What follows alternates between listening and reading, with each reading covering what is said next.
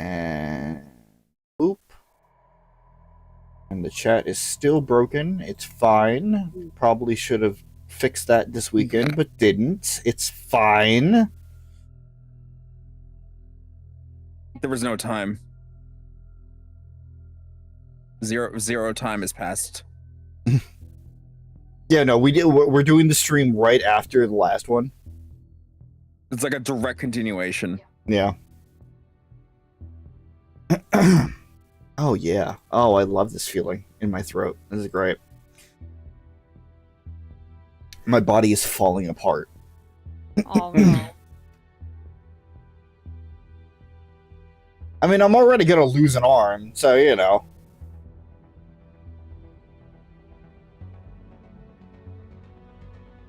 Fuck. Why is that trending? Oh, that's sports. Alright, never mind. Sport ball. Sport ball. Because there was just a trending topic just labeled Vinny in all caps. And I'm like, what the fuck? Why is that? And then I saw, oh, under sports. Never mind. I mean, there's quite a few Vinnies in the sports scene. Yeah. I didn't look long enough to really get the context, nor do I care. I figured. In terms of sport ball, I have no fucking horse in that race at all. The closest play a great deal of sport balls, multiple sport balls, in fact. It's true. As did I, believe it or not. Did I remember this? Did you tell me about this? I'm not sure, honestly. You know, we've only known each other for fucking... Let's age ourselves here. It's okay, just wait another 10 years and you'll find out that Chris had like a secret limb this whole time. Oh my god, you like... The middle names are normal and not... Like, they're not commonly immediately associated, and also, it's like, I don't know how it was such a big deal to know what my middle name was so long into our relationship. Very big Not even our, like, dating relationship, just our friendship.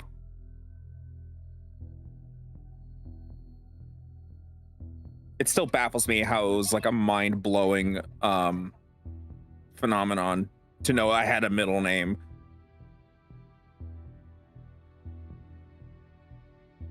Math is hard. Like 15 years, is it, I think, at this point? Maybe a little bit more?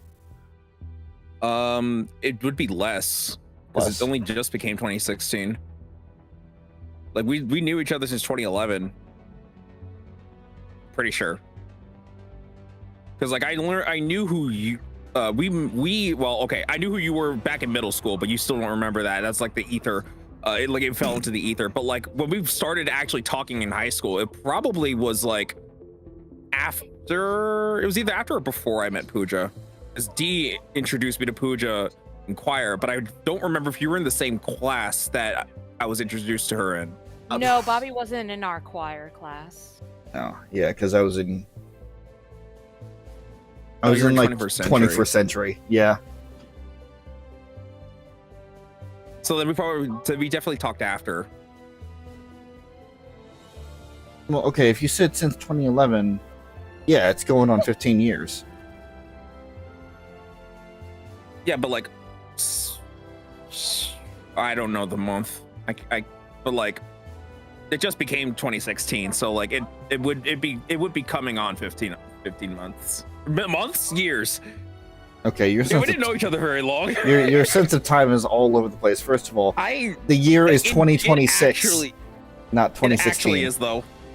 Oh my god. Time sucks. Time is an illusion. Anyway, my point being, without going into semantics, we've known each other for 15 years. I don't know what we have talked about and what we haven't at this point, because my memory is garbage when it comes to that type of thing.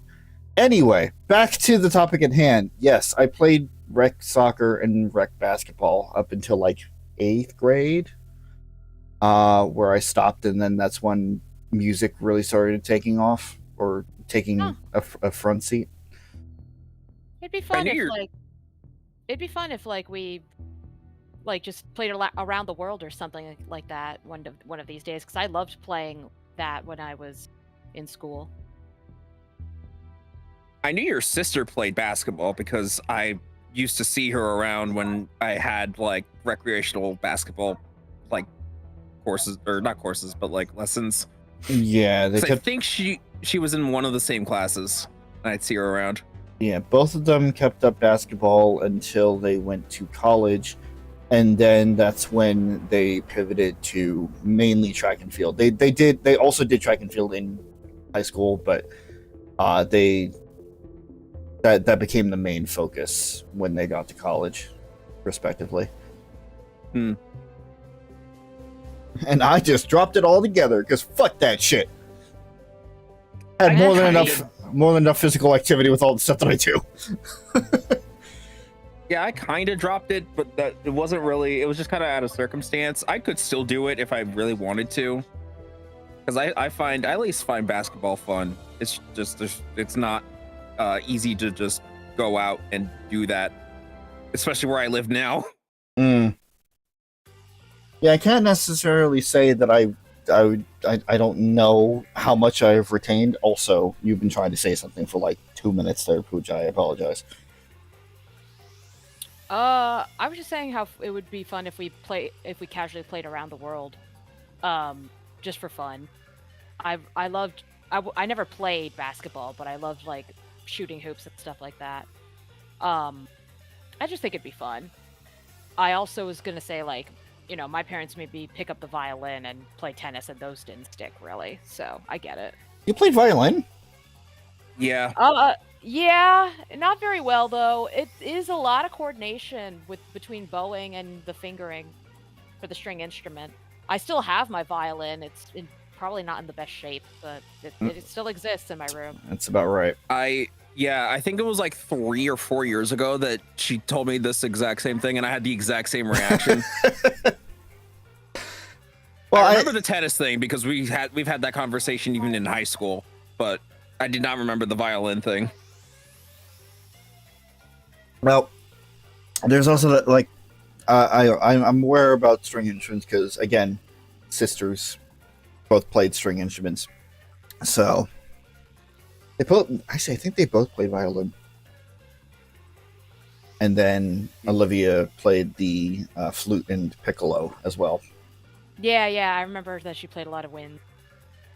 Yeah, Miles used to play the double bass when he was in high school because my mom wanted us all to be in some kind of musical thing, but I didn't really get into the music scene until 8th grade when I actually started doing choir. Mm. Then I skipped a year in freshman of high school, and then the rest is history. Yeah. My trumpets and French horn are fucking rusting away somewhere in storage. Well, I mean, if you ever need to, like, a lot of people in NJGSO have sold their instruments so that they can get played again by other people. Well, that's true. I don't necessarily know if they're going to be in the condition to even be fixed at this point. It's been a long time. Yeah, you'd have to you'd have to service them pretty well to like before like giving them away. And that would be an investment that probably would not pay off. I guess, unless somebody is willing to fix them up. Like, you never know. There are some people that like fixing up old instruments. Just something to keep in the back of your mind. True. It's true. Especially because I don't have any plans on picking any of them up again. Don't get me wrong. I appreciated playing trumpet too, because fuck going on. It's like my vocal range. Fuck going above the staff. But I feel that. I mean, like I appreciated playing trumpet too, but once I got to college and like the marching band became non-competitive and was more like a show band, the magic kind of just wore away. I would have think that the show band would have been better anyway. Yes, but the problem with that was the fact that we had to learn a new piece like every couple of weeks. Yeah, and it was a lot to keep up with. And at that point, it's like I didn't have the time or the motivation to practice either, so I was kind of phoning it in most of the time.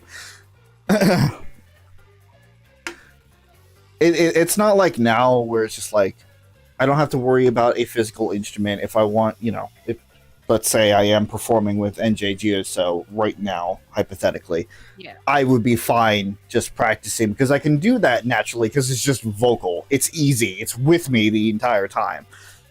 Yeah, I mean, it is different. Singing and instrumentation, music instruments are very, very different. So this is coming from a string player as well, because I learned the guitar for years. That's the thing. It's just like, if there was any instrument that I would want to pick up, it would be guitar. I've always had a fascination with learning guitar, but I just never had the opportunity. Guitar is a favorite. It also requires a lot of coordination, especially if you want to sing and play at the same time. Don't even get me started. I haven't even achieved that yet. without it being the most simple basic chords that you could possibly play. In my mind, I would think that it would really just be up to just like making sure that you have your instrumentation down and getting that into the realm of autopilot. Yes, that is part of it. But again, it requires you to actually keep up with it. Yeah. Which is why every time I think about that, I just leave that into roleplay standards, because you can do anything in when you're writing it down. Fiction is great like that. All right, but nobody came along to listen to us reminisce about our musical past. What, you didn't want to come to a Raincode stream to listen to a podcast about music from music players? What are you talking about? That's the content I subscribe for. Jeez. Well, jokes aside, we're back. It is another Monday. We've survived another week.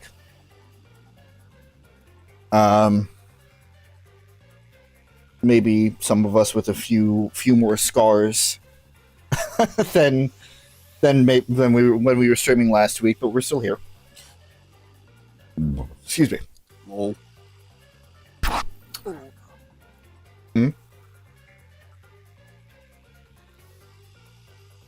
I was like, lol. No, I think who just said something. No. Or reacted. All right. Should probably launch the game. That is a good idea. Probably. What do you mean? Octopath Traveler 0 prologue demo has an update queued. What the fuck? Yeah, that makes sense. Fucking it's coming out soon, isn't it? Or no, it's already out. Well, I mean, I know that the Octopath 1's demo also got updated, but I think they put it on basically just a whole ass new demo before that game came out. All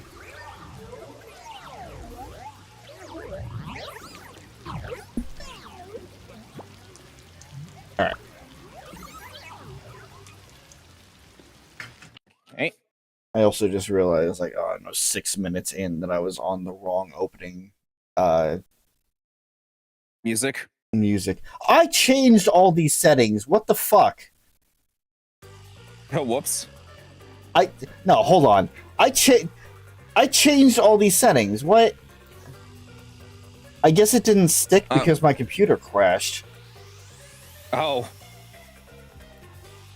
Yeah, that's the other thing that happened. Like, my computer had done its freeze up thing, which I'm more and more convinced that it's a battery at this point, because it's the exact same thing that happened to you. And so I reset that, said that I was ready, and then that's when my internet went out. So it was just one thing after another. Today's word of the day is timing. Alright.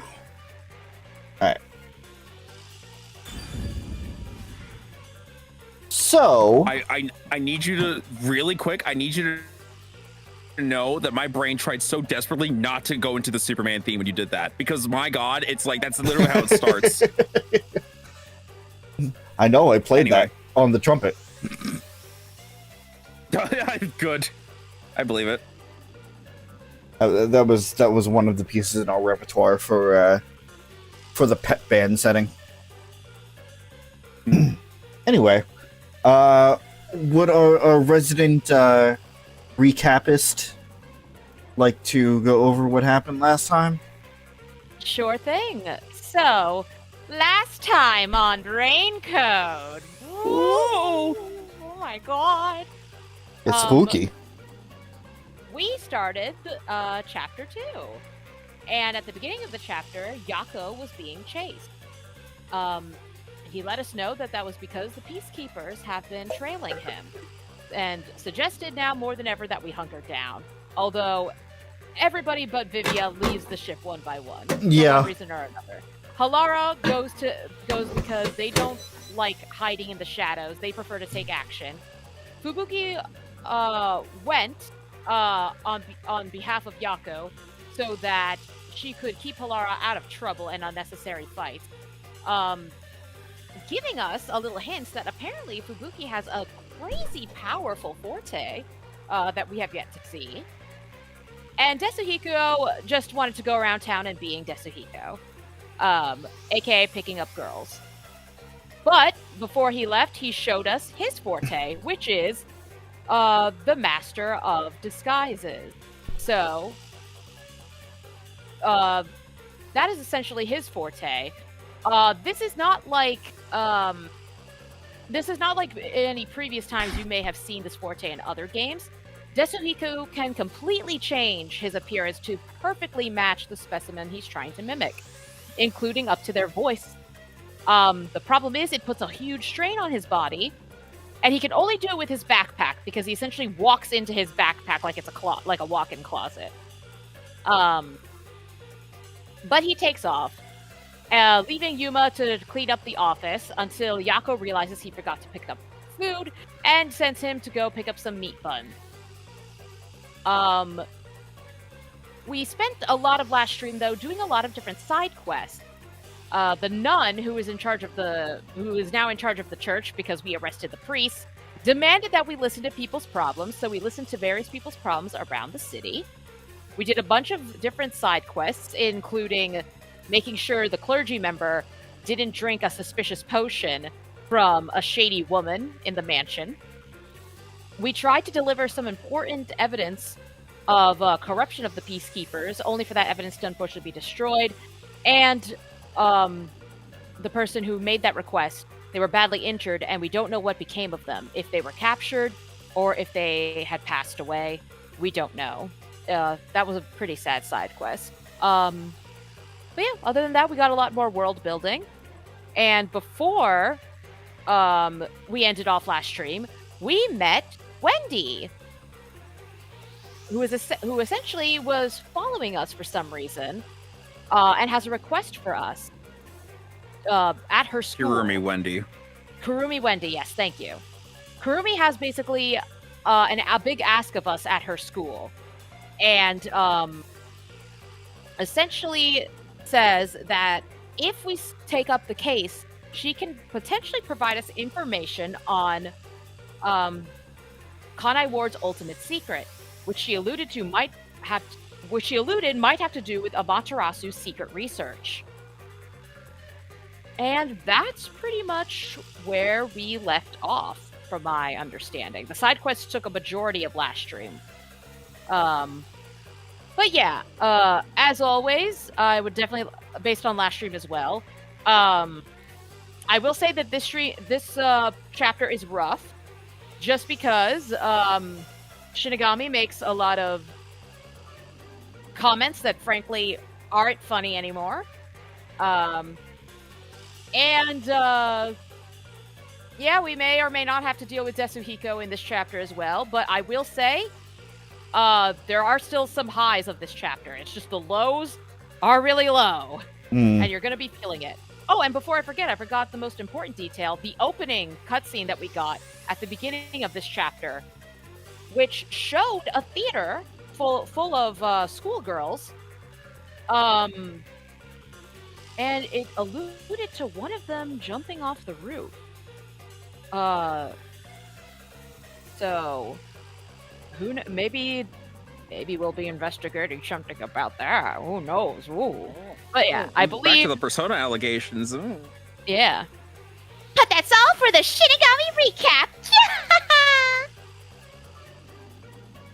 Why do I let you speak? As always, a fantastic recap. I'm going to iron out some of the details that you had put out there, though. First of all, we did not arrest the priest. The priest died because he was one of the killers.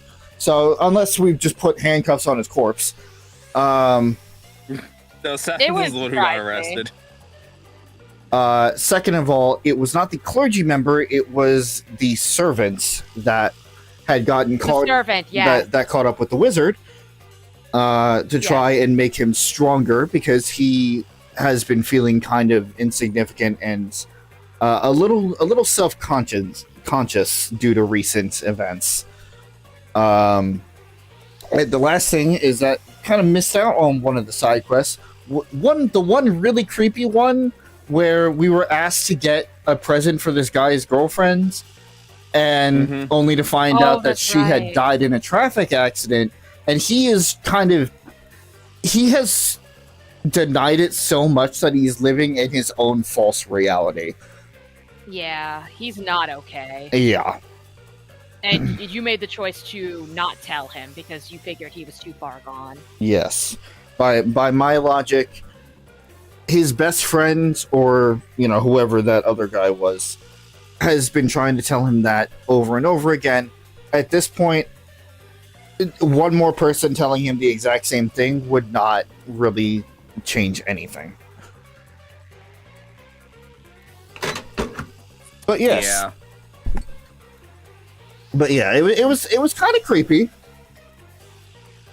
Especially at the end when he started to get a little unhinged there. But yes, last time was pretty much all side quests. We needed a cooldown stream, and also I was just very tired that day, so it worked out for the best because we still got stuff done, and now we can spend the entire stream here on the actual investigation. So, of whatever it is. Without further ado, let me click into the game. There we go. Don't disconnect. Don't do it.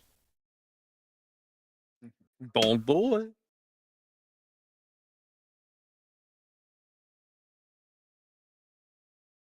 But yes, I have just downed a half can of Monster that was bought for me at work. I have my coffee. I am awake enough. So let's do this. You sound like you're all set to go. I'm not bad here. Yeah, I also do want to, I guess, thank you for bringing up that whole thing as we had begun the stream about Shinigami's less than tasteful commentary. It is good to get that out of the way now and just to go in with the mindset it's like, this is gonna happen. Yeah. Because we had a whole conversation about this last stream as well. It's gonna happen. It's part of the writing. There's nothing we can do about it. And I think the game has, I think in this chapter, even though again there's gonna be rough moments, I think those better moments shine better than Shinigami's blabbering half the time. Okay. Yeah.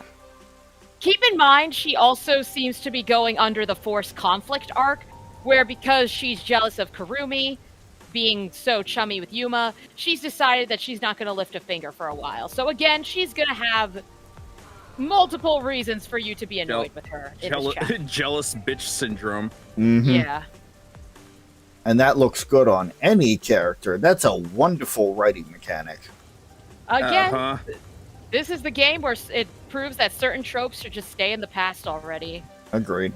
Or if you're gonna do them interestingly. Okay. Did we figure out who would voice Kurumi? No, that was the thing I was trying to mention, because it's like, I'll probably end up voicing her. Okay. Just because of the triangle of characters. Yeah, that makes sense. All right, I gotta put on my best totally not trans voice. Okay, let's get on the bus. Let's go. Hey, I'm trying, Kurumi. Like, come on, Yuma, let's get on you're the so bus. stubborn.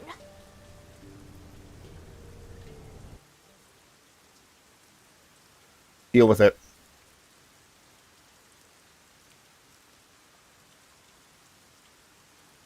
Yes, the Academy. Etheria Academy. Mm-hmm. Which again, This is the Etheria Academy. It's the only all-girls school in Kanai Ward. the naming convention does not go over my head. How so? An all-girls school. It sure looks nice. Looks like fucking Disney. A little bit. It's mostly just the pointed roof The blue pointed roof. Yeah. and the clearly Rapunzel tower. No, that's not Rapunzel. That's Sleeping Beauty. Yeah, I think it's Sleeping Beauty, because Rapunzel's is way higher. Yeah. It also doesn't have a second room. It doesn't have like that offshoot. In terms of the naming convention, Etheria Academy, with its base being Aether, ethereal, Got you. which that's spelled Monarchs being differently. full of themselves. I wonder what you mean by that. What I want your help with is something that happened at the school 6 months ago. Of course, it's a past case. Oh. Uh-huh. You know, I think you need Kaname Date on the case about 6 months ago, because I think he knows that more, like, better than Yuma does. All right. Glowy plant. Should listen to what she has to say. Yeah, more artificial plantage here. What kind of incident would take place at a school this pristine? There's no time to hesitate. I know what I have to do. It is the most. I must do this. It is the most pristine locations that hide the dirtiest secrets there. Mm-hmm. Congratulations, you got Desuhiko's first gab. Ugh. Yeah, it's really funny that even the game doesn't let you talk to him until you get to chapter 2. I think that something so awful happened in a magnificent castle-like school. Huh? As a pervert, Master, does your interest really lie in the case, or the girls attending this place? Why would you even think that? Yeah, Unfortunately, Yuma, we know why. Yeah, Shinigami's bullying is just going to be turned up to 11 in this chapter, unfortunately, because she's very salty. We love that. Yeah. I know what I'm gonna do. Bully everyone. That works out for everybody. Mm-hmm. Water from the fountain is flowing like a waterfall. It's just some school equipment. It's such an over-the-top eyesore. I kinda hate it. And I kind of hate you. Well, you're stuck with me, so... And you're stuck with me, so... Kind of sucks for both of us, doesn't it? Oh, I love passive-aggressive as fuck, My Yuma. best friend was such a cute and kind person. Everyone loved her. But one day, she was found collapsed behind the school. Her head was bleeding, and she was already dead by the time they found her.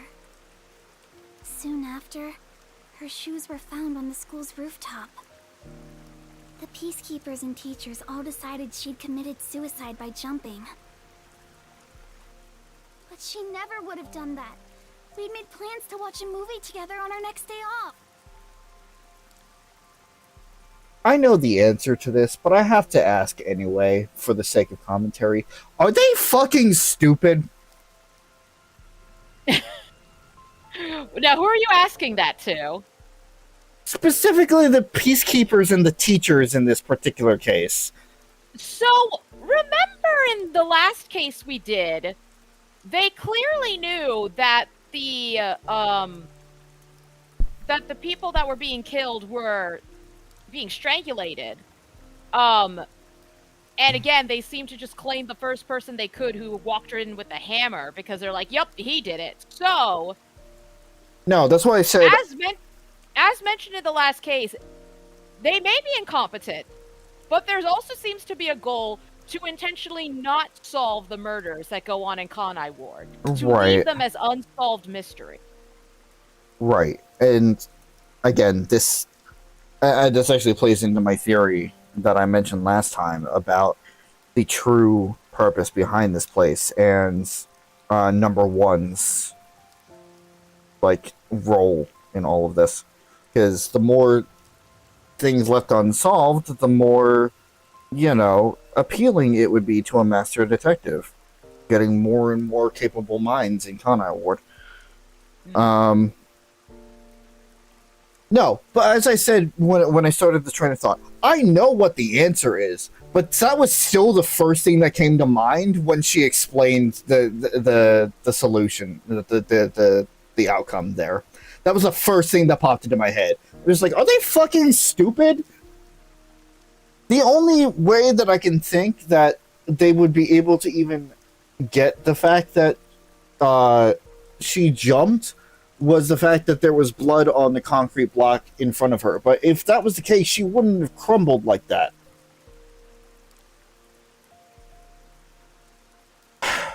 Anyway. Sorry, it's just... Yeah, I'm no, sure why there's am I also a bunch of people in Kanai Ward that also just kind of take the peacekeepers at their word because they don't want to defy them. Yeah. Lest they get in trouble for it. Well, to be fair, it's not like they can just go and check out the crime scene either. Yep. Or have any kind of connection to the outside world to verify if that's even a thing or not. Because remember, we're still isolated from everything. If it wasn't suicide, then that means someone made it look that way. Do you have any idea who would do that? Yes. I think the theater club may have something to do with it. The theater club? Aiko was a member. The theater club is very active at our school. We have regular performances with live audiences. Aiko was super popular and had lots of fans. She was overflowing with talent. And yet... Did something happen with the theater club? Competition's fierce in the club. Aiko said everyone's always on edge. They all competed to be the leading role. I can confirm that is an actual thing.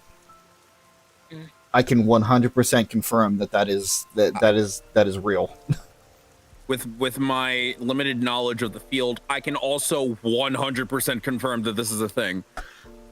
Not even talking about just in the professional, because obviously in the professional space, that is just amplified 100 times at the very least. But in high school theater, oh yeah, that is a a cutthroat, bloodthirsty activity there. Especially where favoritism and nepotism does way more than you think. Which is why there was never a fucking chance the entire time that we were attending high school. Unless it was joke often characters. chosen as the main lead for performances, and she was harassed because of it. I don't want to talk about it. There is a reason why I don't like being the butt of jokes at all. Also, you were right, Rob. But also, what Kurumi's saying also 100% an actual thing that happens in high school theater. Oh, yeah. Everybody will just start to hate you once you get the lead role. It is not the reason why I got so interested in the performing arts. It is definitely a downside to it. Was what she I just was into it because I like singing. Please don't misunderstand. Aiko wouldn't commit suicide just because of that. She always told me with bright eyes about being an actress someday. I think someone thought they couldn't be the star as long as Aiko was around, and took her out of the picture. Oh, You think she was murdered by someone in the theater club? I don't want to believe it, but By the way, was there a suicide note? no. There was no message of any kind left behind. But the peacekeepers declared it a suicide, right? What was their reasoning? Just that her shoes were placed together neatly on the roof. They spoke to a few theater members and called it a day. Huh? That's it? The peacekeepers were eager to remove the body. They said it would rot quickly in the rain. They didn't want to draw too much attention because a lot of families from Amaterasu send their kids to this school. Yep. It's obvious they So it would treated ruin their as an pristine ordinary image. suicide to close the case as quickly as possible. They're trying to make what happened to Aiko disappear. Are the peacekeepers covering up the incident? Yes. But if that's the case, then it's more likely that it was a murder. Also, yes. I still don't have enough information, so I can't say anything for sure yet. And it's probably one of the kids that have a father or a mother that is high up in the chain of commands in Amaterasu. I mean, yeah. Sorry, I think I didn't remember if Kurumi said something about it yet, or if I was going to get ahead of the story. I would say wait. Oh, the one thing I did forget. No, I will to wait. Yeah, the one thing I did forget to mention at the beginning of the stream was our introduction to Kurumi was a bunch of quick time events because she was stalking us. She seems to be enthralled with master detectives and thinks Yuma is one. Hence her hiring us to begin with, and Yuma unable to explain that he is just a trainee. Well, he's also the only one who would take on cases like this. Yep, that's true too. I mean, he's the only one taking on cases to begin with, because Yako is telling everybody to stay out of trouble, and Halara has a very steep fee. That's true. Please find out the truth about Aiko's death. If you do, I'll give you all the information I have. Everything I know about Kanai Ward. So please, lend me your help. I have to know the truth, no matter what. We also don't know if we can trust Kurumi yet. Keep that in mind.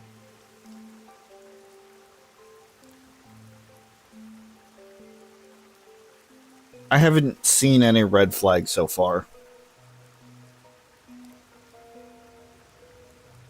But again, I can't necessarily trust my own bias either.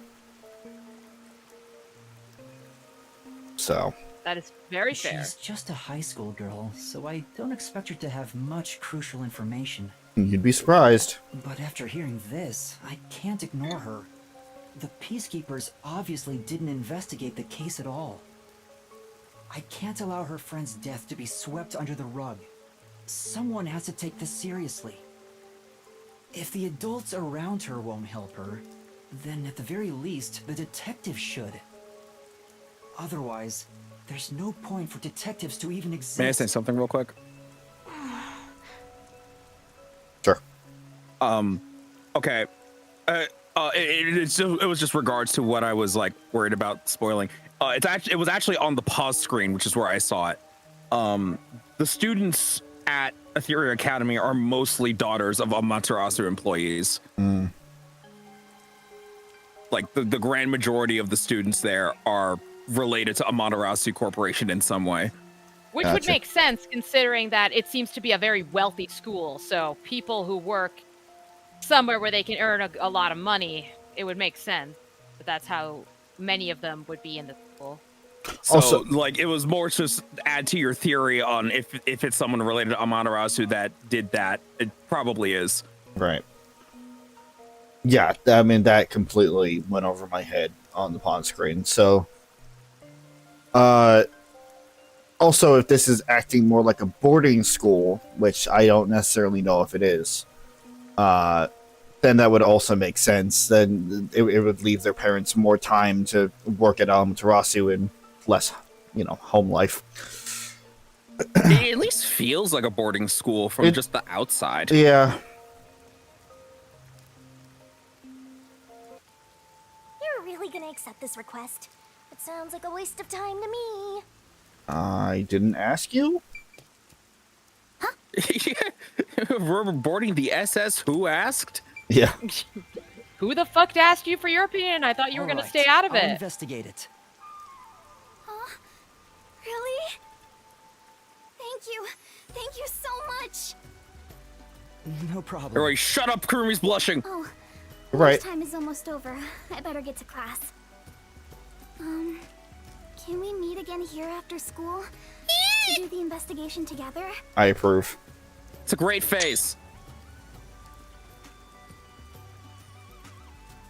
Sure, sounds good. Okay, I'll head back to class for now. He's adorable. Oh, I almost forgot about something super important. If you don't mind, could you tell me your name? Oh, I'm Yuma Cocohead. Yuma. I was gonna say that angle is very unfortunate because it almost looks like she wasn't wearing any clothes. Yeah. Oh, wait! I need to tell you I'm not a master detective. I'm off to class. Don't care, you're stuck now. She totally thinks you're a master detective. Isn't that fraud? It's not fraud. You're a Besides, fraud. If I can solve the case, the outcome's the same whether I am one or not. Also, already solved the case, not being a master detective.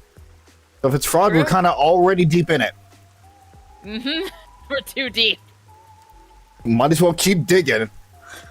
Yeah, we're stuck in this hole, so might as well see what's on the other side of it. People call that splitting hairs, you know? You really think you can solve anything without the help of yours truly? Besides, this is an all-girls school. How do you plan to investigate anything here?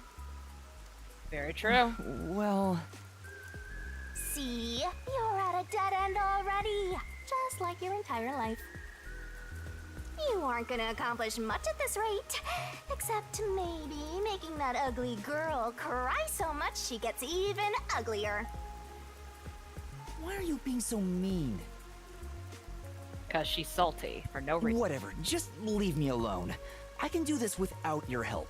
Mm-mm. Good. Mm-mm. Thank you, Yuma. Mm-mm. As much as I would love that, Yeah. But I mean, hey, don't dish it if you can't take it. Listen, I've seen this happen before, and it doesn't end well. Mm-hmm. She can at least stay out until she's needed. Like, be on standby until it's necessary for her to open the portal. I guess.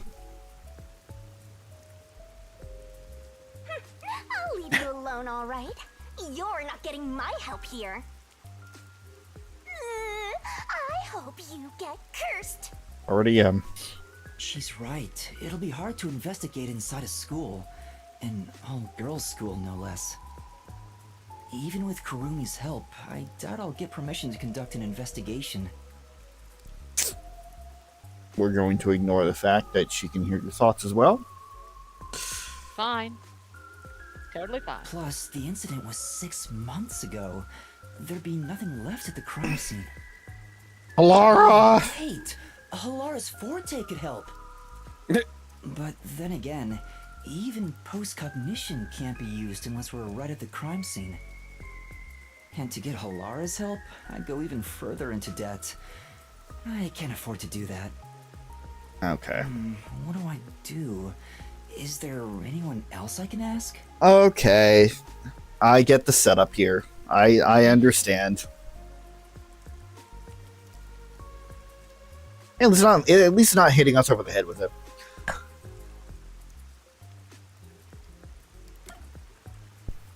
Oh yeah, let's ask Yako for help. Yeah, totally. Yeah. Just shove him in front of the school so he can yell and pussy out at the last second.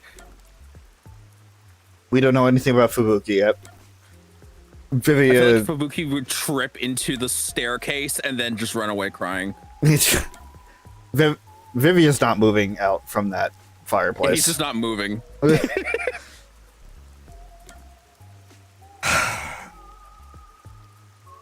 I hate the fact that the game is making me actively choose this. Did I look Right. cute? Tetsuhiko's It's a forte. fucking- Disguising as a Stop student it. faculty member would make the investigation easy. You want to sneak into a girls' school? First you were a fraud, now you're a pervert too. I thought you were gonna say I anything. haven't decided to sneak in yet. Who knows? I might get permission. Doubt it. But I should still talk to Tetsuhiko, even though I don't know if he'll help me out. Hang on. If I was to ask Tetsuhiko for help, where could he be? Maybe he's moving around the city in disguise. I don't know if I can find him, but maybe I should head back there for now. I remember him saying something about lots of cute girls being in Ginma district, so he might be there.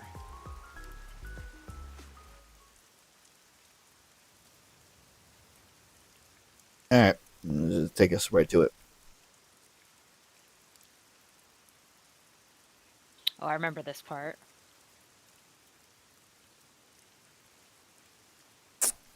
Yeah. This part did give me a chuckle. Mm-hmm. Like a genuine All the way chuckle. back to Ginma district. Where did Tetsuhiko go? He said he's off to pick up girls. Do legwork. But he mentioned something about cuties. I guess I'll hit the streets and find out if he talked to any women. Mm-hmm. Attention! That shorty detective Tetsuhiko should be somewhere in Ginma. Question people in the area to gather info and find him, I guess. Might as well give it a go. Use the gathered clues and talk to the person who might be Tetsuhiko. Alright, well, now I know where to find Suhiko. I guess I don't have to do the Tetsuhiko. investigation. Yeah, right? Maybe I should ask around and see if anyone's seen him. You want to I actually don't remember if that actually is the answer, but that would be so funny if you could just speedrun it. I kind of want to. I kind of want to just see if it happens. Oh, but I think there's a reason why it's important to talk to him. Well, I mean, yeah, it gives me more information. Helping you here and there if you Sorry, continue with what you were saying. Sorry, no, I was just saying it would give you just more information on where to find him, like, naturally. Right. But, like, there's just a part of me that just wants to try it. came running to Well, me I mean, once he in a was in while. front of the museum, which is on the other side of the road. Ah, fuck. I gotta turn around. That's fair. Now I gotta wait for the cars to go. Why is my head hurting? Stop it. Wow. Oh, you do have to go the other way because there's this line of people here. I forgot The about that. fuck? Whoop. People just Okay, really so it want does that make you go too. down this way.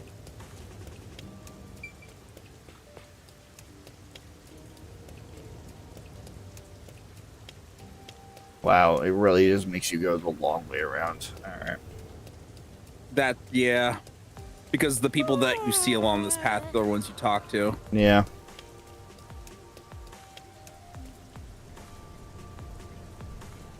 Look at him fucking go, Rob. Also, the guy behind him, look at them fucking go. What in the actual fuck is happening here?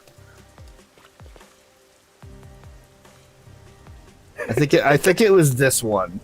I think it was this one I that think, the tutorial. Yeah, I think that was the one who was in front of the thing. Yeah. All right. Things are looking up. Huh? You want something from me? Is that Tetsuhiko? Review the collect. My gut says it's you because of an image I saw in my head. Tetsuhiko? Nah, my name ain't Tetsuhiko. Sorry, wrong person. Okay. I had to try. No, that's fair. As soon as I saw that guy, I'm like, I thought in my head, like, this definitely isn't the right person, but I gotta know, like, if they would say something interesting. All right, I'll do it naturally. It's just that every tutorial that we've had so far has basically just given us the right answer.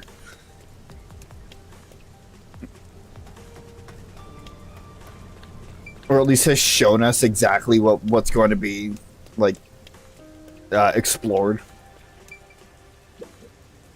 Excuse me, no, you're right. I'd like to ask you something. Did some guy around here hit on you? Yeah. So what? Do you know him or something? Yes, something like that. I've been trying to find him. Could you describe what he looked like? I wasn't interested, so I don't really remember. I think he was wearing a big red raincoat and blue jeans. After I rejected him, he crossed the street.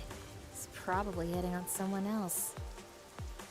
A red raincoat and blue jeans. Did they have any unusual designs?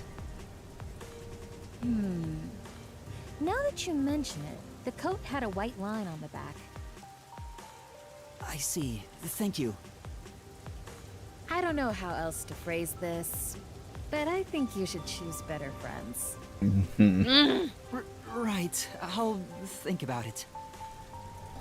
Now, I don't think it's true, but I swear that woman sounds like Ellen Page. Am I crazy, Rob? I'm not hearing it. It's like less raspy version of Ellen, which for Pooja, it was Shark Girl from Zenless Zone Zero. Oh, okay. If I Like think the about it, mannerisms and like the tone felt. if I think about it, maybe I think I see where you're coming from. Yeah, like it's not a 1-to-1, obviously, because again, the rasp isn't there, but like it sounds very similar. Excuse me, there's something I'd like to ask you. Did some guy come around here and hit on you? Yeah. Do you know him? Yeah, I do. I'm looking for him right now. Do you remember how he was dressed? I think he was wearing black boots. And also... Sorry, I don't remember. If he had any accessories on, I think I would have noticed it. I see. So he wasn't wearing any accessories. Do you know which way he went? I ignored him and he left. I think he went down that alley. Anything else? That's all. Thank you for your help. Okay. What do I feel like I'm on Nugget Bridge here? What the fuck? I can see the resemblance. It's getting frizzy already. I really hate the rain. Excuse me, did you see a man talking to people around here? Now that you mention it, some guy asked me what kind of men I like. I've been looking for him. Do you remember what he looked like? He was wearing a red coat and... Oh, I think he wore a black turtleneck too. I got him to go away. Then he walked toward the crossing bridge with the metal on his coat clinking. I see. Thank you. If you know him, can you tell him to stop harassing people? Oh, okay, sure. It's the least you can do. Yeah, sure. Great, now I have to babysit him.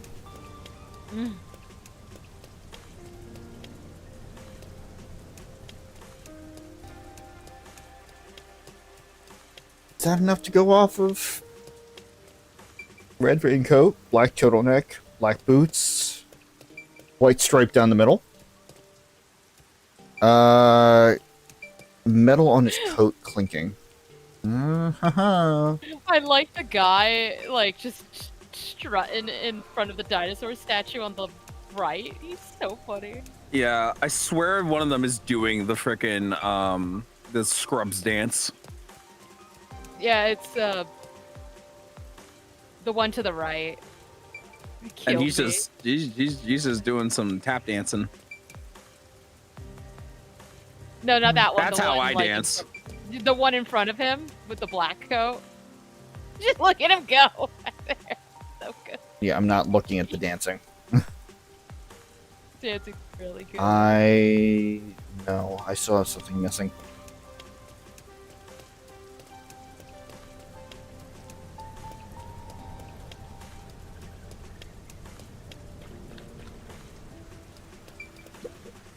Excuse me, but did a man talk to you around here by any chance? The one in a red coat? Yes, he asked me what type of men I'm into. I've been trying to find him. Do you remember any of his features? He didn't really leave much of an impression. Wasn't my type. I see. Sorry I couldn't help. Oh, I just remembered something. I told him I like people who can dance, so he said he was going to practice and ran off toward the art gallery. He said he was going to practice dancing? I see. Thank you. Sure thing. Good luck with your search. At least she was nice about it. Mm-hmm. Gotta have at least one. But it is understandable for people to be skeptical why we would associate with such a very avid harasser.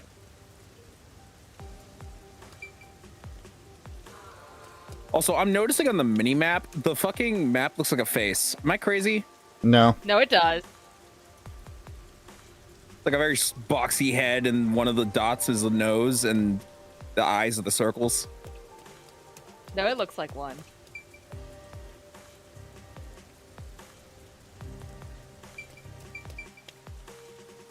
Aww, I wish this would end soon.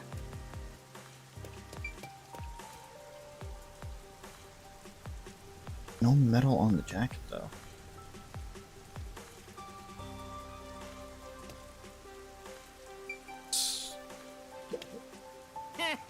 This dance step is easy. What do you want? Is that Tetsuhiko? Tetsuhiko? Huh? Tetsuhiko, you say? Did I get the wrong person? No. Nope. Damn. The rookie. Of all people, saw through my disguise. Yeah, it's mostly the accessory thing, It was because he doesn't have an Tetsuhiko accessory after on. all. Yeah, so the clinking of metal on the jacket was a red herring. Mm-hmm. Yeah, I totally saw through your disguise. First try. What do you want? Honestly, from that me, means it rookie? fucking Don't sucks. tell me you're dragging me back to the agency. Oh, you can't restrain me. I am the champion of freedom.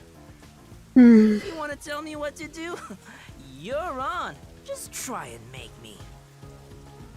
That's not why I'm here. I mean, there's something I need your help with. Huh? Help? With what? Well, He's gonna jump at the chance when he hears that's an all-girl school. What? What do you mean? So, what do you think? Would it be too difficult?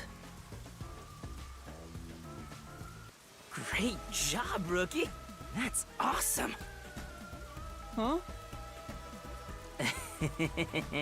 An all-girl school, huh? Mm-hmm. Just hearing that divine phrase can purify my soul, transforming me into a saint. All right, I'll Reps. gladly help you out. I, the superstar detective, am at your service. Huh? You'll really help? Oh, come on, we're pals, aren't we? Oh, man, let's talk like the old buddies we are. Uh-huh. Anyway, there's still time before class is out. All right, let's go eat. My treat? No way. I mean, are you sure? Don't be shy. Just follow me, rookie.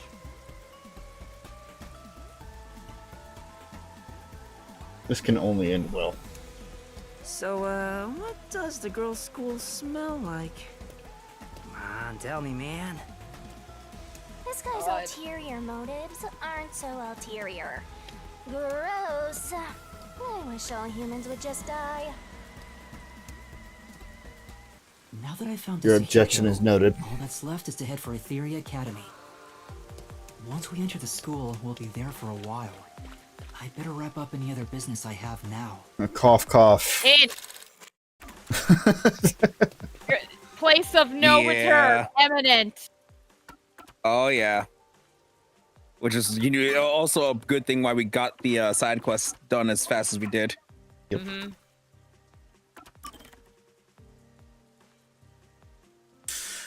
We don't know what Ico looks like, but 165 centimeters, 55 kilograms, blood type B, April 15th is their birthday. Likes acting, dislikes fighting, Etheria Academy student, and talent is, well, what do you know, acting. Ruby's friend and a member of the theater club at Etheria Academy who died 6 months ago. The Peacekeepers declared she committed suicide by jumping off the roof, which, again, bull... shit.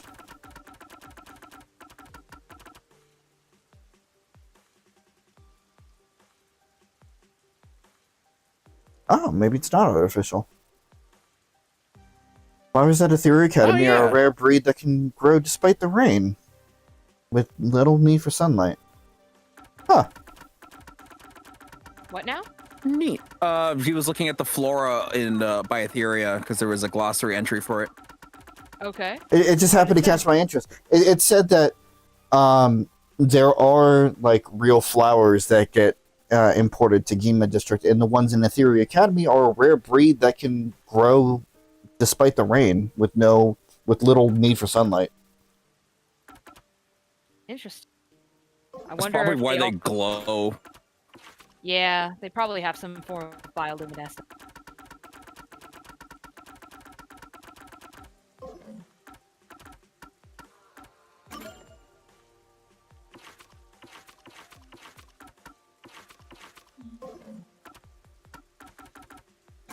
I'm good on fucking statues right now, right?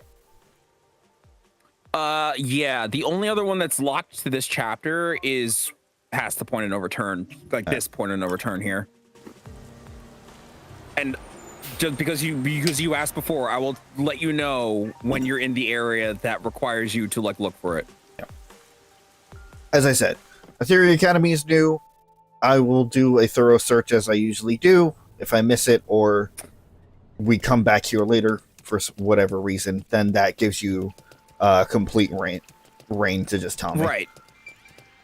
Right. It's in a section that you can't normally explore is the thing. Oh, okay. So like I'll let you know for sure so that we don't miss it. Point of no return. Let's go. I am the best. Oh, but wait, I forgot. Okay. I am really okay. Wow, look! They're everywhere. High school girls so young and cute.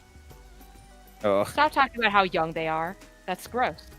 Let me just I just need to message something real quick that will not be said out loud. Mm-hmm. That is fair.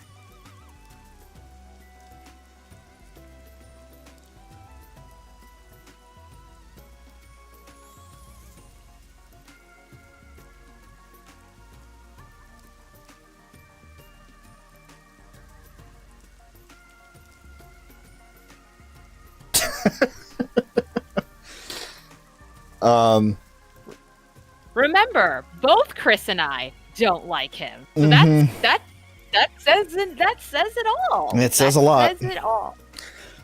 Also, completely off topic. I just upgraded my phone again. I fucking hate the new update. I hate the new iPhone update. The one with the liquid ass display and all that? Yes. That's fair. Because not only did they try this fucking liquid glass shit, but they just kind of changed how a lot of apps look and function, and I don't like it. Yeah. You can turn a lot of that liquid, like transparent shit off. I know, I think it's in the did. accessibility settings. I already Okay, did. good. But like, even so, it still pops up with like the fucking notifications and like going through apps. Like, just the transition is different. And even now, the fucking, what the hell was that? I'm charging my phone and the battery signal was white. That's usually if it's not charging or if it's like charging on some dark background. That's been a thing, I think, since like the previous update. Well, when I took it off, it at turned, least for the iPad. when I took it off, it turned green again. But I know that my phone was overheating beforehand. Maybe that was maybe that's a signal for that. Was it fully charged? No. No? Okay, then I don't know. Anyway, yeah, I just needed to bitch about that because it's like I don't like change. As an avid Apple user, I agree with you. Just gosh. It's like, we have this wonderful idea, and most of the fucking customer base, we don't like this idea. We're gonna push it on you anyway. Because we have courage to get rid of the headphone jack. Ugh. But courageous. Ugh.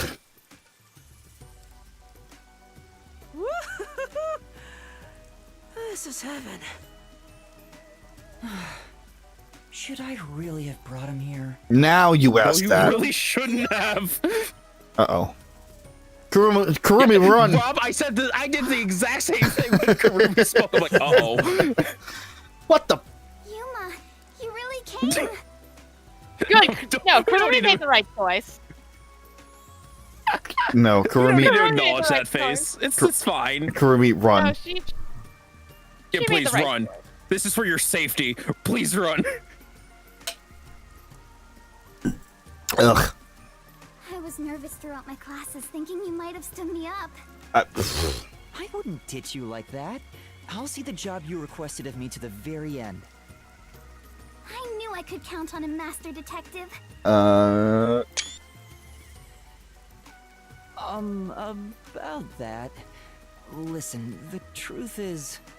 Interruption. Yuma, something's wrong. There's a suspicious person over there. Oh, that's my senior. Or a friend, I guess. Don't put Do yourself. not call him your friend.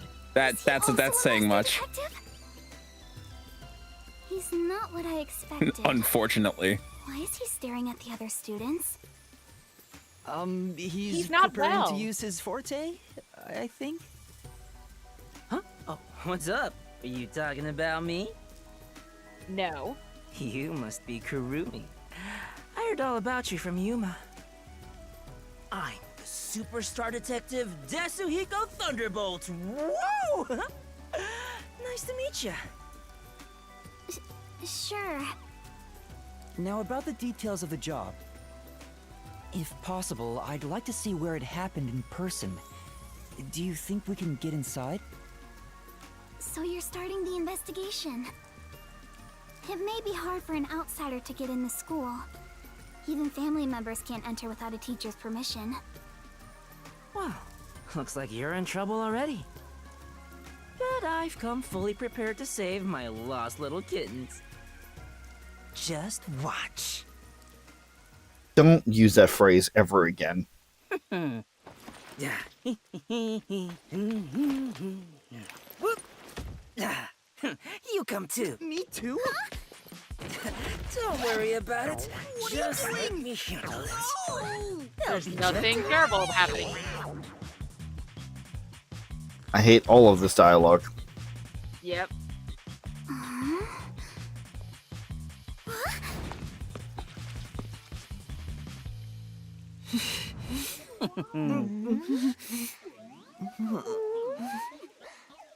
That's one way to do it. Yeah, it certainly is. Teacher? It's me, Superstar Detective Desuhiko. Huh?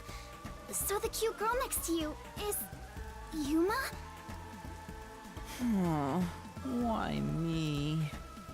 I love how that's Are you totally really another the same hairstyle they used people? for another character in the You didn't past. just switch out Mhm. with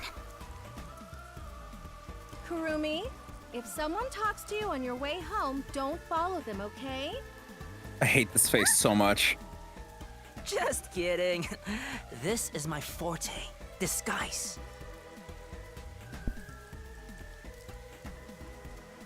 For some reason, the teacher's sprite looks like it was drawn by a completely different artist, and she's got tiny mouth, and it looks off.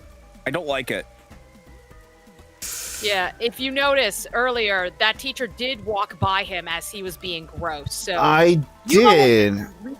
Yuma wasn't wrong. He was preparing his forte, technically. He just I mean, had to be yes, gross but about it. no.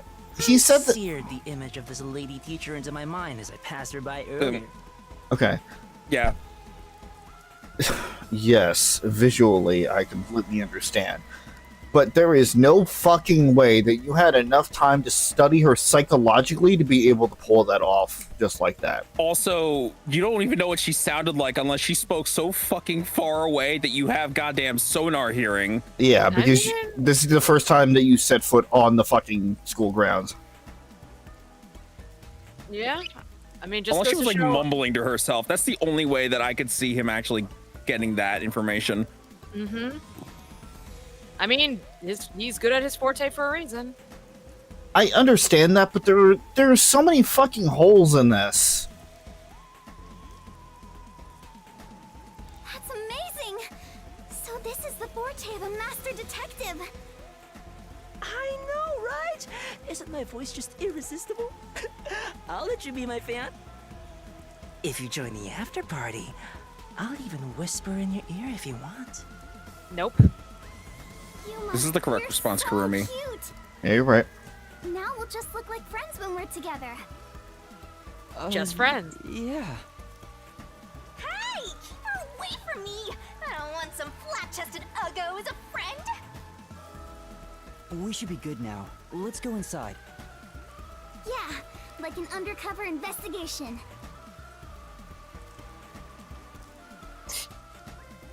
And Be sure to Desuhiko go just straight standing there. home. Okay. Yeah, another hole in this disguise is that he's still carrying the goddamn backpack. Even Yeah. though he's... and no one fucking notices that this woman just Iko has a jumped off backpack the with her roof of now. This school building.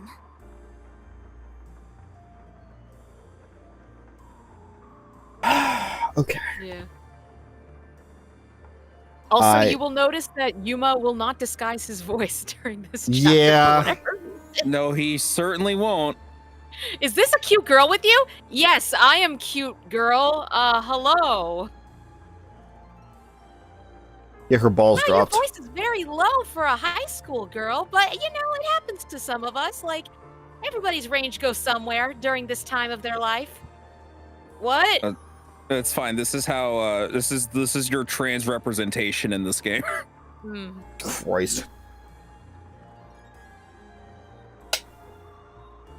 I guess one of the many questions about this is because Yuma is disguised as well, does that put more strain on Desuhiko? Does that put strain on Yuma? No, it's only whatever disguise like contorts Desuhiko's body is what's putting the strain on him. Okay. So, and it doesn't look like he put a very complicated disguise on Yuma either. So, like, I don't think Yuma's really like dealing with like actual like shape proportion changes, like actual like surgical changes in his face, the structure of his body, everything around, like on the outside. Whereas that's what clearly Desuhiko got taller when he changed it to the teacher. So like, Why don't we? but that's a good question. How about we visit the theater club first? We're about to do a rehearsal on the school stage right now. This school even has its own theater, huh? That's right.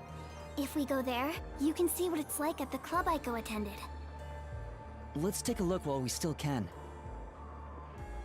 You take care of that. I'll go check another spot. Another spot? You're not coming with us? I stand out when I carry the backpack. I need to hide it someplace safe first. Oh, okay. They do address that. Don't worry about me and do what you gotta do. I've set up your shot, so you better not miss. See you later, my man. I think he's misunderstanding something. Is it really okay for him to go off on his own? Let's go, Yuma. Oh, wait. Do you have a girl name now? So, it's an anagram. Yeah. Ami, yeah. right. Also, I did not realize. I swear to God, Kurumi looked shorter when she was in the raincoat. Nope, Kurumi is canonically taller than Yuma. Yeah, Yuma's just very short. Well, Yuma yeah. is very Yuma's tiny. fine. He is small. I guess to be fair, his name could work for both a girl or a guy. Also, I forget, his hair I think looks like Sakura's hair, right? From Danganronpa 1? It looks Sorry, like I was muted. It looks more like Kyoko's hair than it does Sayaka's hair. No. Sakura. Sorry. Oh no, Sakura? No, I think it's still looks more like Kyoko's. Okay. It's probably a reference to that. The theater hall is this way. Follow me, Yuma. Also, this chapter, playing it post June, gives me a lot more feelings than I previously had when doing this chapter. That's And fair. I blame Kodaka for the goddamn envy that is raging right now. I wasn't going to say anything until you opened the door. Although I've been a lot more open about it. Because like Yuma's like all shy and whatever else, and I'm just like, I get that. I completely understand. The first time that I wore a dress to rehearsal, I was panicking out of my mind. Yeah, but thankfully I diffused it by bringing in a joke that we already had before you showed up. You and then certainly it was did. Completely diffused. You certainly so you're did. welcome there, buddy. Yeah. Looking out for you. Also, fuck you.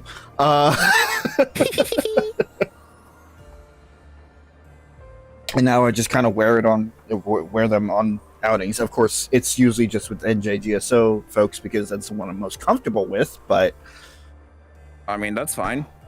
I actually more or less just broke that seal with my family over Christmas because I was showing pictures of the wedding, and of course, you know, I'm in a dress during the wedding. And nobody batted an eye. I'm just like, okay, I overthought this again. Again, it's how it should be. Yeah. Not you overthinking it, then just being like, okay, neat, and then Yeah. moving on. And it's really funny because, like, I have mixed feelings about my sister's boyfriend. Like, it's just kind of a personal thing. It's nothing that they've done. It's just it's something in my brain doesn't necessarily add up. But like, I just went and got into a whole like conversation with them because they are also non-binary. So it was actually pretty nice to be able to talk about it openly. Yeah. This place. That's right. Luckily, I don't have to change my voice either. Yeah. I will say, like, even though Yuma doesn't really do much to like really change his voice, if he is talking to other people, there is like a very, very, very slight feminine tint to it. It doesn't really change that much, but like it kind of sounds slightly daintier. Oh, well, it's fine. We all know those girls whose balls dropped in high school. Totally. I mean, this is classroom 1-1. Several students are chatting happily inside. Going into a busy classroom might compromise the investigation. Better stay out.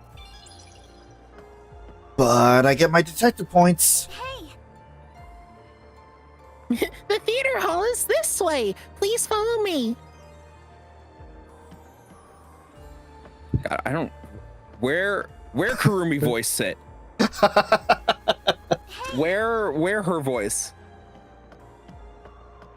Okay. All right. Yeah. Okay. So very, very interesting track for just walking down the hallway there. Yeah. I'm getting Monster Hunter World vibes, Mm. and not the good ones. Better stick with Kurumi for the time being. But I got my points. What a door. Yeah. Gotta get my points. Yeah. Damn it. What do you mean I can't check every door Sorry, and get all points? all doors are the same door. Hey.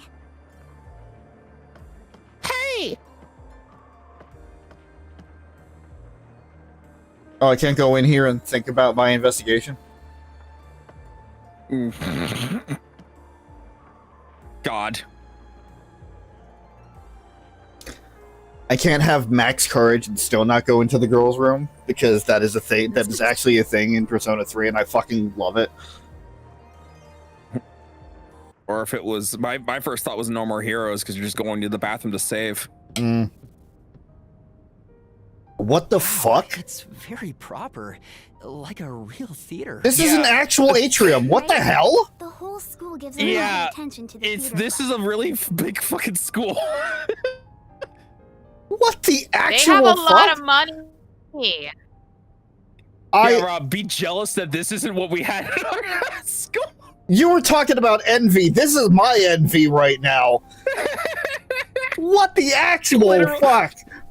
Just a literal fucking theater inside of this all-girls, not boarding school. Jesus. There are 4 performances throughout the year, and people outside of the school sometimes come to watch. Kanai Ward doesn't have many options for entertainment, so our school's theater is very popular. That's why the battle to be the main lead is so intense. The star of the theater club becomes the star of Kanai Ward. So it's seen as much more than a club activity. Yes, this isn't just a single page of our youth. Everyone's competing as if their lives depend on it.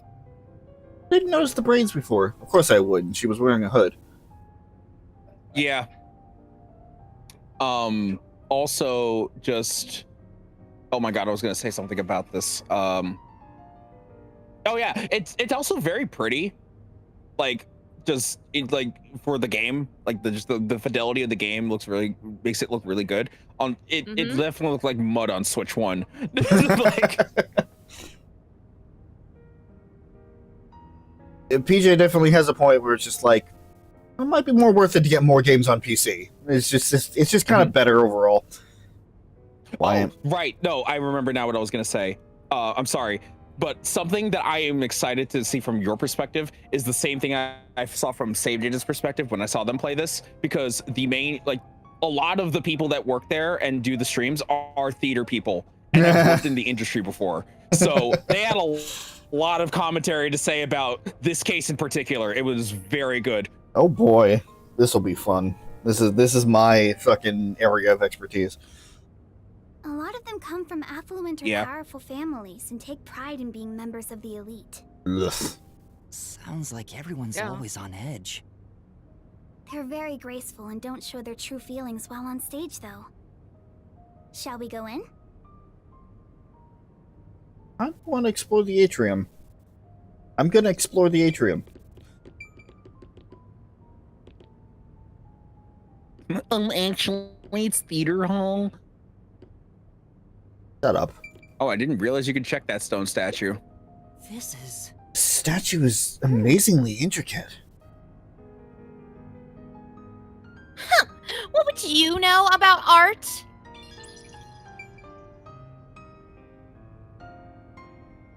I don't know. What do you know about art, Shinigami? Oh, Pooja's frozen. Am I? Or is it me? Am I frozen? Chris, can you hear us? Hello? Chris? Oh thi- no. I think Chris is frozen. Okay, can you hear me though? Oh god, it's me. I can hear you, yeah. Okay. Hello? Hello? Can you... Hello? Oh, it's Yeah, Chris's hi. turn. Okay. Yeah, so when Pooja was voicing Shinigami, I went, and then it just went silent, and I'm like, I thought that I thought something happened, but then I looked over like, oh god, Pooja's frozen. Oh wait, is it me? Because you didn't respond, and then the game didn't move. I'm like, oh god, it's me. Yeah, welcome to my fucking macro freezing hell. Ugh. Yeah, it was just Discord. I thought it was my internet. Is the thing. Also, that is a good face that I've caught Karumi in there. What is she like about to fall asleep? That's what that looks like. She's so eepy. Yeah, it is I also kind of forgot eepy. that she had. I also forgot that she had a braid. I don't even from the think front you really only ever see the. Yeah, she's got the twin two braids. braid.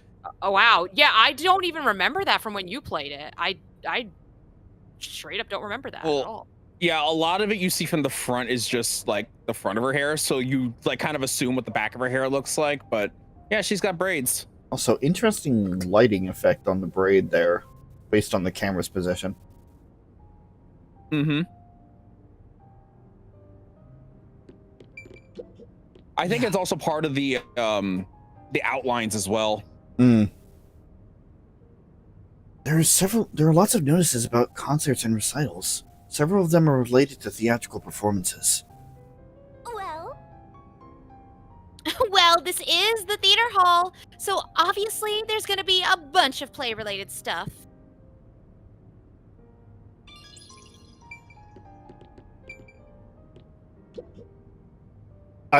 Thank you, Shinigami. I did not know I could go in here. What? I thought it was just going to be another door. Admin office. I thought it was just going to be another door. No, you could just be in here, I guess. All right, sure. I knew it. Looks like it's been locked up properly. I knew it. I knew somebody wouldn't be stupid enough to leave their laptop unlocked.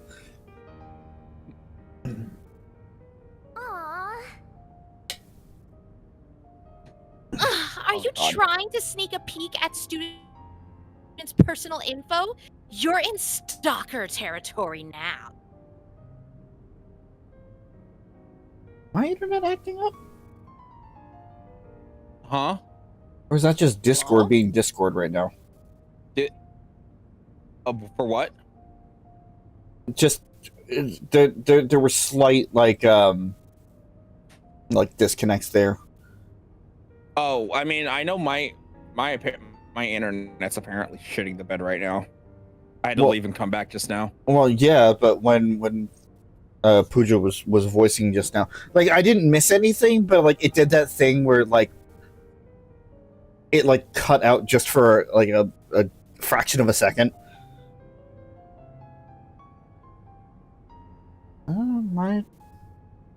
My ping's fine. I mean, my ping is up, but it's fine for now. I don't know. I'm not dropping frames, so... I was just checking on something. I was checking on my internet. This is... It's a dispenser that serves both hot and cold water. This place might be better equipped than the agency. Yeah. Plus, there's plenty of female students, right? Not what I was getting at. Literally was just talking about water. You need to chill. Just because you can't drink water doesn't mean you have to make it everybody else's problem. Look at that face. You think she cares? You think there's a brain cell in between those two horns? No, it's just more boobs. Alright. Wow. So many trophies, plaques, and certificates. The theater club must be amazing.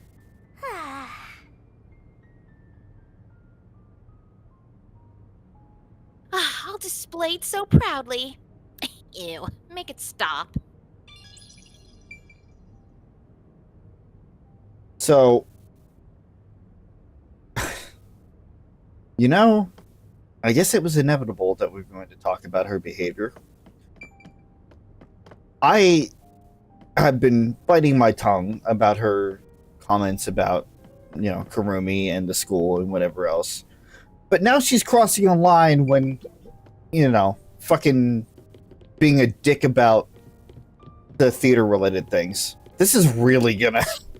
I'm going to have a fucking aneurysm. Keep in mind, don't ignore her. Just don't take her seriously. She's just being, like, a butt face. I know. It's just... this is a little bit more personal. I get that. I get that. But just keep in mind, she's only being an asshole because she doesn't like the fact that Yuma's helping Kurumi because she's jealous. Mm-hmm. She's just a fart cloud and, like, can't do anything about it. Again, could get the vacuum. Where's Luigi?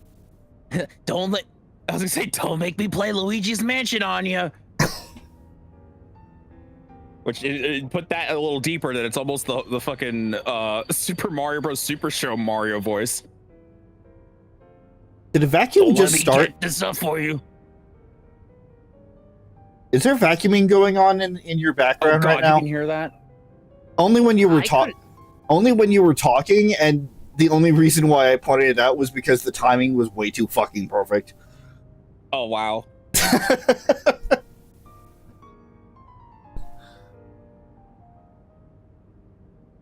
Kurumi.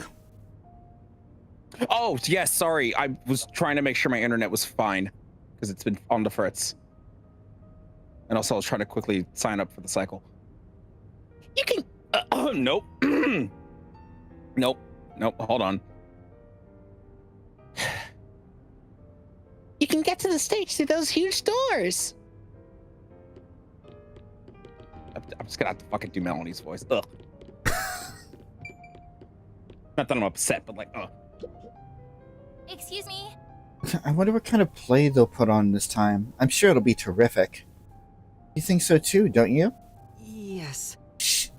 Oh, yeah, okay. I hear the attempt he's making. Sure. Wow. Right? I'm so excited. I hope it starts soon. I need to go to the restroom really fast. Continue, but try not to continue the story part without me. I'll be right back. Alright. I was gonna say we're done investigating. No, whoops. Welcome. How may I... Oh, if it isn't Kurumi. Yeah, I invited my friend to come see the play. Oh, nice. I hope both of you enjoy it. Uh... Yeah, thank you. Wait, are you... She knows? Hey. Interested in performing? Even the inexperienced are welcome. No. No, I think I'll pass. It should have been me!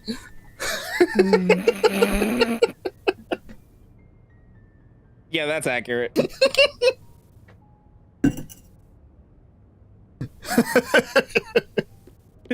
Why couldn't it have been me?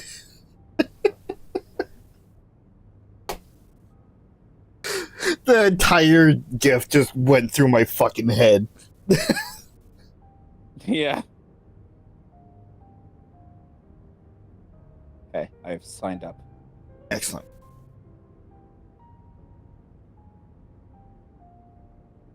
It's funny because, like, I hear this, I'm just like, this isn't Murder, She Wrote. I think I've heard about that title before. It is. I also know that there's apparently a reggae song with that same name. It is the song that Ginny had playing in the theater every single fucking performance as the audience was coming in. Really? Oh, yeah. I think. What do we think? I was saying, like, I'm looking around the atrium right now, and I'm just like, and I'm listening to like the classical music that's being played right now. I'm just like, this isn't Murder, She Wrote. You know, the song that Ginny had playing every single fucking theater performance as the audience was coming in. Or maybe it was just for the fall plays, but still. That is burned into my fucking brain.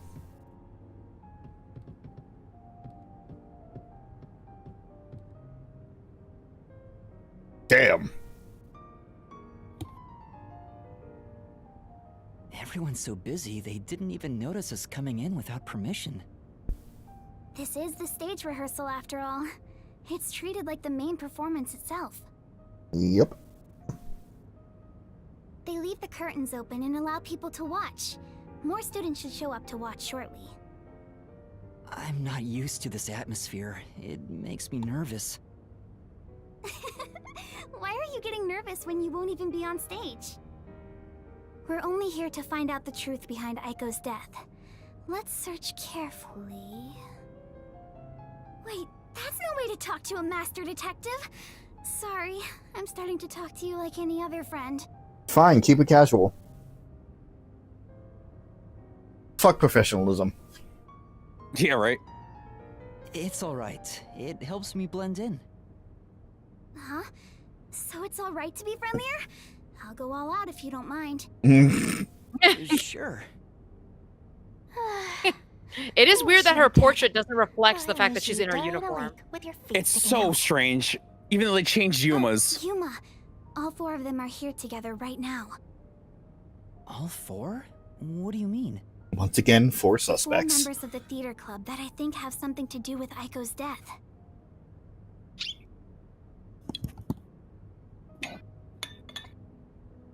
See? They're on stage right now. The two in costumes Oh boy. are the main leads this time. Hi, The Lissa. blonde, high-class-looking girl on the right is Karin. Of course it is. Karin. The impish-looking one on the left is the other protagonist, Waruna. Below Waruna. the stage is the honor student, Yoshiko. The one keeping a low profile in the windbreaker is Kurene. I will totally Here are remember. your waifus for today. I will So totally you remember think any of these names. Those four are suspicious? But why? I have my reasons. I will Look say at the Karin, transition into the the cutscene classy is very one. good. Her beauty is unbelievable for a high schooler. Sorry, I didn't Like hear you. What? Their transition to the cutscene was pretty smooth. Like there wasn't like a fade to black or anything. It was just like she just pointed and then we went into the cutscene. I'm like, oh. Almost. pretty good. There was a slight auditorial glitch that kind of gave it away, but yeah, it was pretty smooth.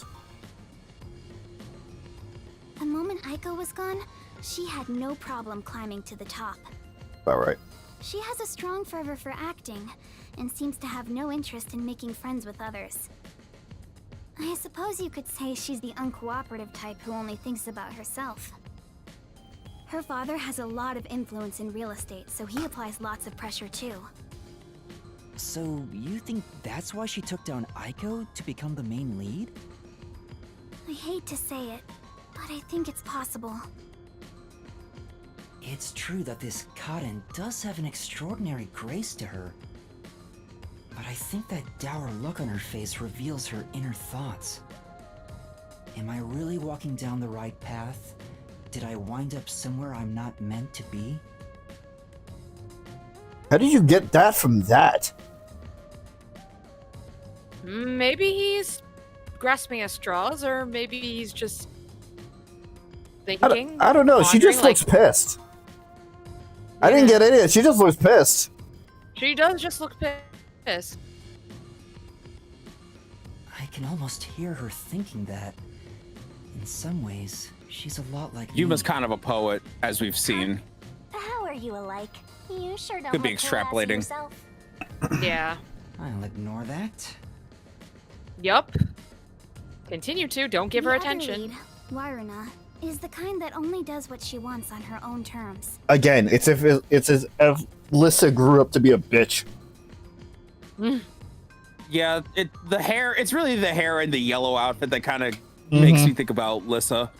The face shape's a little different. Obviously, the makeup. Yeah. But like, it's a very specific hairstyle. But she can play any role like she's a true genius.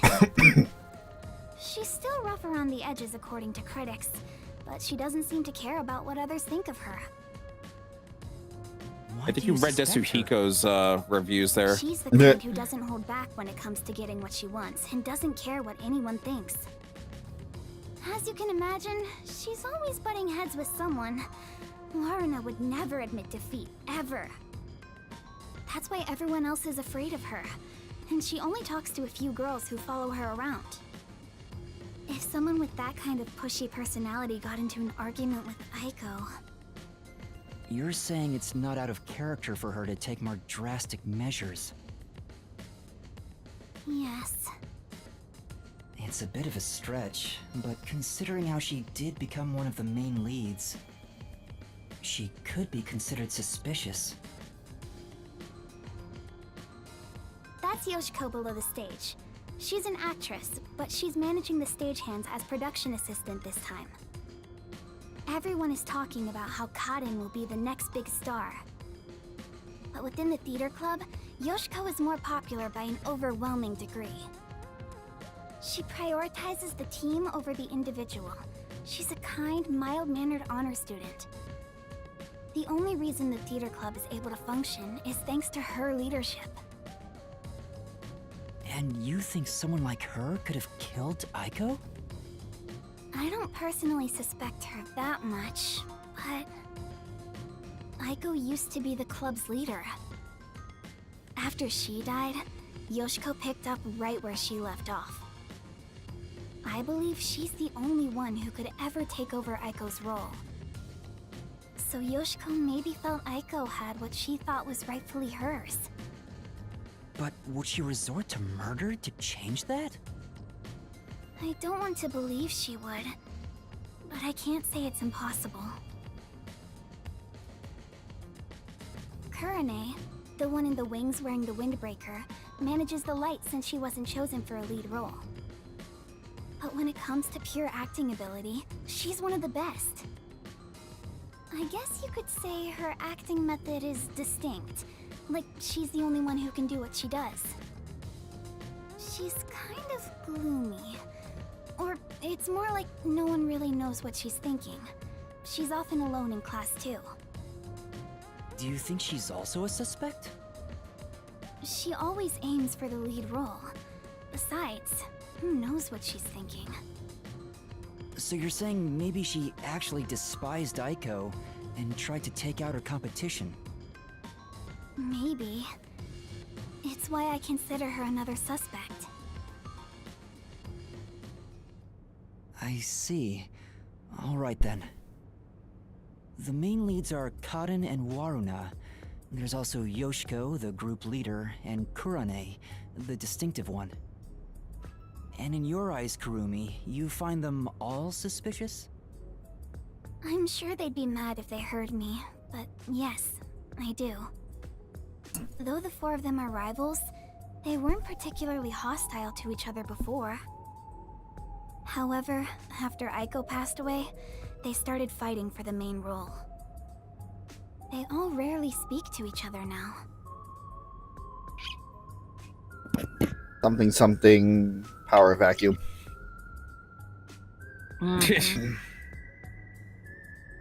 Can't remember. I can't remember the line for the life of me at the moment.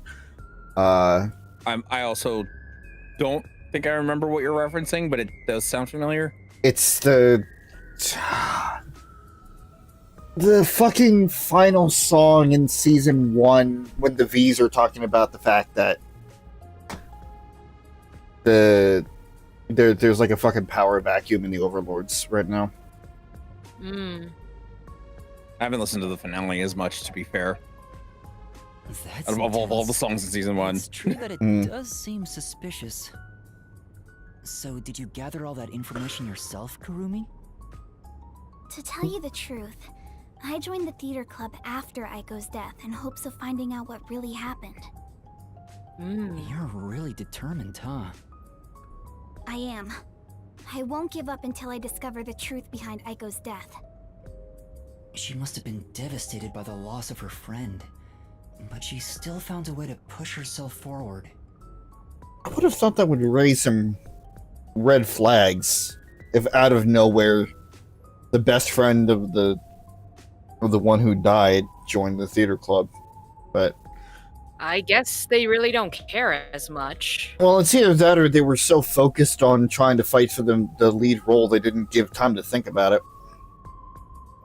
That too. All this to find the truth. I see. Sometimes the truth can be a goal that helps you press onward. Then I need to do what I can to help her. I have to find the truth behind this case. On the other hand, some truths make you want to die when you discover them. Be quiet. Besides, even if that were the case, if I let the truth be buried like this, more bad things could happen. That's why I'm going to help her find the truth. It's my duty as a detective. Will you stop confusing detectives with heroes? Regardless, I have nothing to do with this, so whatever. So why do you keep Someone talking has then? Nothing to do with it. You sure have some strong opinions. Exactly. Got you there. Hey, Kurumi! You came at the right time! We're short-handed right now. We could use some help in the wings. You mind lending a hand? Huh? But I'm... Oh, don't mind me. I'll watch the stage from here. Then I'll go help. Let's meet back here once I'm done. Who's the cutie? A classmate? Yeah, something like that. We're all lesbians here, Kurumi. No boys means all les. I mean, the environment breeds that. I mean, that's not something that I can really Rob, argue.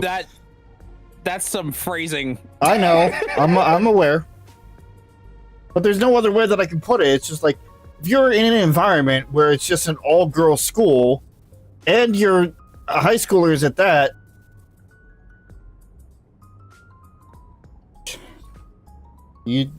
I mean, they're at that age when they need to start figuring things out. And if their environment is just all girls, then some rewiring is bound to be done. That's all I'm saying. I'm not saying that it happens for everybody, but it's not an impossibility either. Where have you been hiding such a cute girl? Why don't you invite her to the theater club? Right. It's because I'm a really bad actor. It's convincing for everybody else. Like everybody else is just stupid.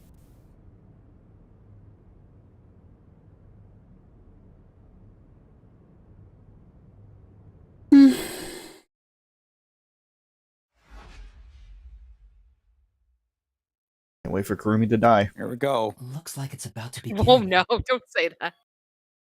Why She not? said this would be just like the actual performance. I wonder what it's Makes like. sense. Is what I said. That's what I said too. Oh, is it? She's That's away. right. you for coming by after school when everything's so busy. Tetsuhiko? What is he doing? Sit down, Yuma. Before the theater club starts their performance, there's something I want everyone to hear. Not the time. It's my debut song! I've practiced so much for this big day! Here it goes! Give me the spotlight! Hey! Good. He's so dumb. Somehow that didn't blow their cover. Imperial Academy's Theater Club rehearsal performance.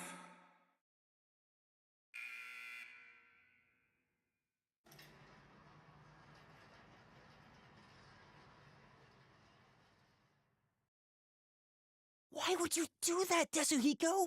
What if they see through your disguise? Oh, come on, man. What's wrong with a little fun? A star always wants to stand on stage. You're kidding me. Even if your disguise is perfect, that was reckless of you. Oh, it's fine to be reckless and my disguise is perfect. Damn, ruined my chance for an amazing debut. Anyway, the performance is about to start. If you notice, Tetsuhiko's sweating and he's got the accent under his mouth. Natasha. I knew you would come, Anatoly. You have not changed at all in the past 10 years. Nay, you have become even more beautiful. You, however, have changed. Your face is scarred and you look stern. I've longed for the days we spent here together. Back then, the world shone bright in the colors of the rainbow.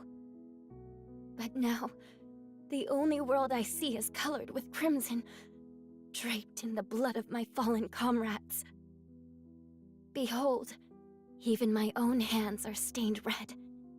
Yet, you are still pure, unchanged from that day. You really believe I have not changed?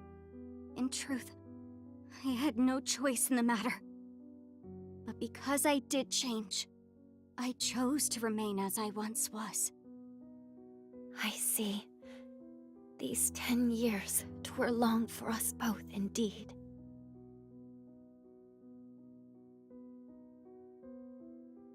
Within the tall, white walls, a clear fountain and colorful flowers decorated the garden.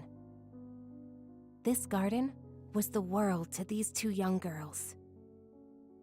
They held hands and ran through the sunflower field.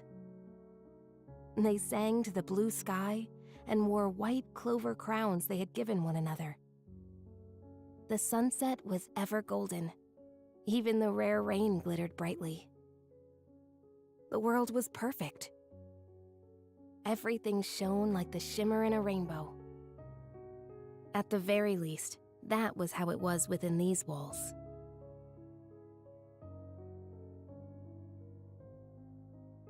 The two sisters, Anatoly and Natasha, were princesses of a 300-year-old kingdom to the far west.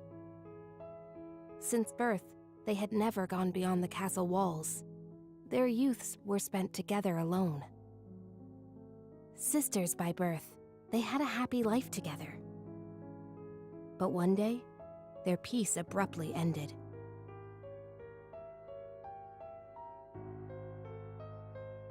A rebellion struck. The military took the castle and declared the start of a new nation. Royal family members who resisted were executed, and their corpses hung in the garden. The castle walls were destroyed, and the flowers trampled. Anatoly and Natasha escaped the castle at night thanks to their servants. But amidst the chaos, the two sisters were separated. Their hands brushed against each other. It would be the final time they ever touched.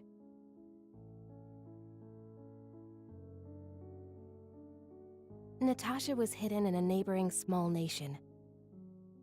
An ally of old, the princess was welcomed with the highest honor.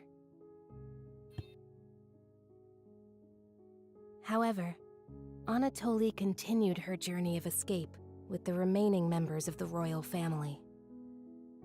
They traveled the frontier to avoid pursuers as they searched for a land of peace. As they continued down this path, their comrades fell one after another. 10 years have passed since.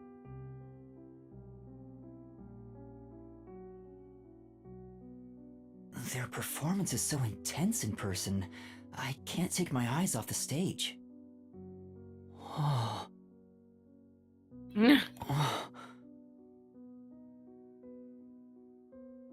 What? Was that Yoshiko? Maybe she went to the restroom. I took up the sword for the first time after I left the castle. It was also the first time I killed. Have you ever witnessed a soldier's dying moments? As blood flows from open wounds, all you'll hear is a death rattle. Men speak proudly of honor and pride, but those vanish when you're on the battlefield.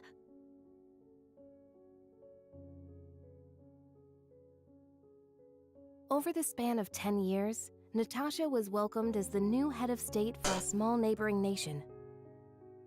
She knew full well that her lineage was being taken advantage of for the nation's development.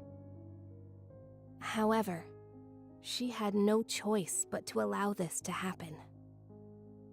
Meanwhile, Anatoly traveled the land. She had grown to become a leader of the wandering warrior tribes in the region. The sword she had mastered to survive had become the hope for many. The fight to regain their homeland had begun for these two princesses. It all began when the former kingdom, now a military dictatorship, invaded the nation protecting Natasha. Natasha declared war, promising to regain control of her former castle.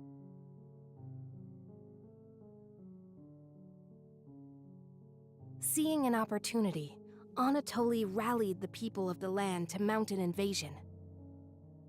They rode for the kingdom. At first, Natasha was disadvantaged, but the balance shifted upon uniting with Anatoly's forces. The enemy commanders saw the forces surrounding the castle. They knew there was no way to escape, and quickly surrendered. The war ended in a single day. And yet, people do not know of the 10 years of strife these two girls endured.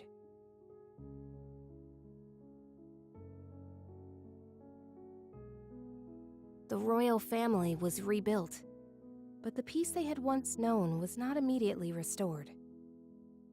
Natasha's forces desired control over the conquered kingdom.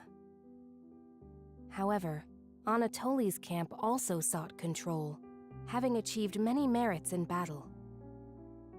Though the two girls reached out to one another, their hands would never touch again. They were fated to strike each other down.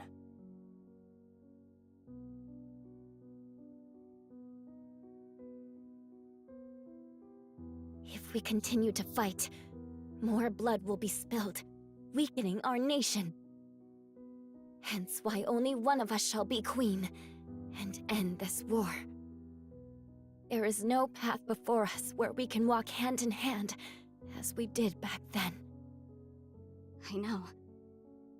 I am prepared for what we must do. It's why I've waited here for you. Draw your sword. We shall now decide who is fit to become queen. Drop the facade, Natasha. For these past 10 years, you sat on the throne as a princess. I know you know not how to wield a sword. I refuse to stain my hands with your blood. I could never will myself to kill you. But at this rate, the nation will perish. Draw your sword, Anatoly! Natasha.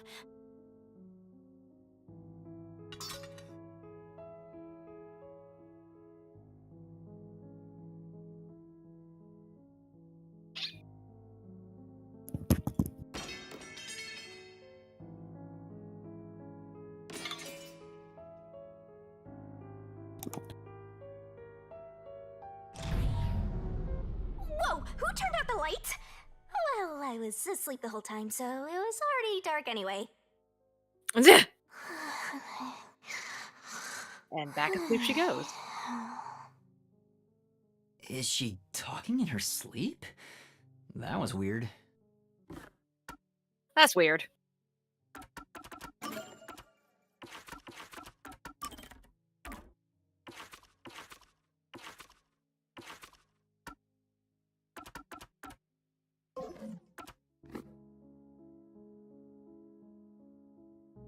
Wait, why am I wasting time thinking about it? The lights are on again. Back to the show. Now, let us eat. Yes, allow me to pass the plate. Thank you, Anatoly.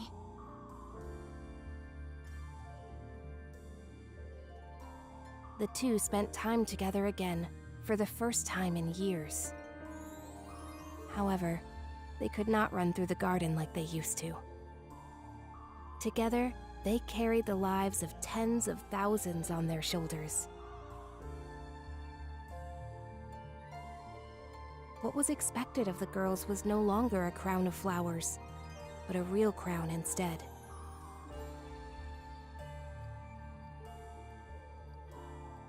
If I could simply defer the throne to you and end it all, I would have done so in the beginning. A queen's crown would fit you better, Natasha. However, the war would not simply end there. How did it end up this way? What are we supposed to do? Natasha wept in anguish as Anatoly gently embraced her. How wonderful it would be if we could flee somewhere together. But both knew full well that could not be. After a long silence and much internal strife, Natasha rose.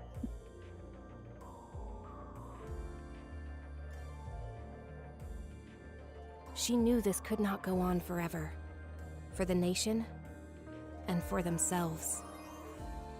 She invoked her nation's ancient tradition. A new queen would be chosen through a duel of cups and poison.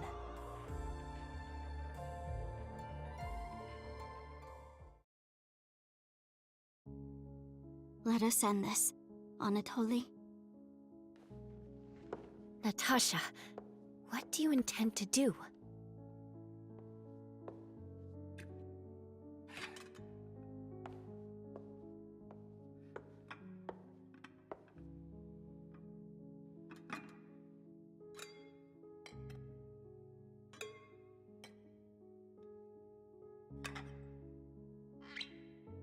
I leave it for the heavens to decide who will survive.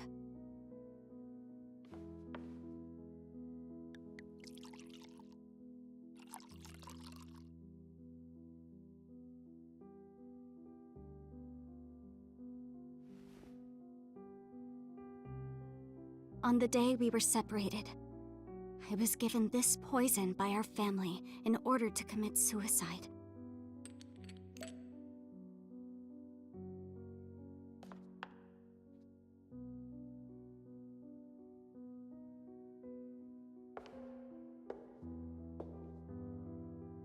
Switch the glasses around until I cannot tell which one has the poison in it. Once you are finished, I will reorder the glasses as well. The duel of poisoned cups. Very well. We shall ask God which of us deserves to survive. Though perhaps it will be the god of death that answers.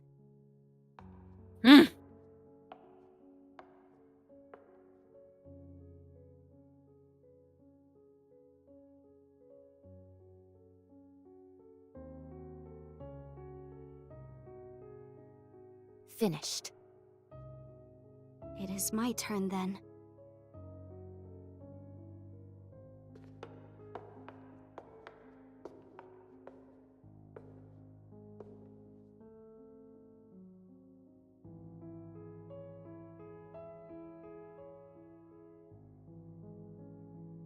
I am ready.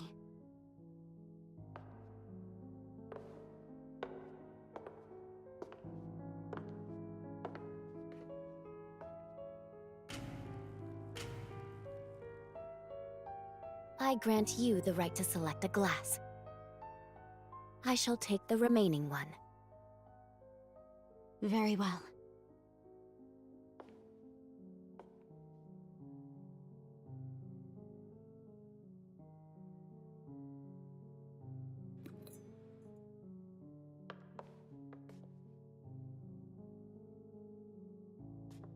Natasha, promise me. Promise, if you survive, you will bring peace to this kingdom. And be a bit more selfish in your personal life. That would balance things out, I think. I also have something to say, Anatoly. If you survive, wear a dress fit for a queen, no matter how much you hate it.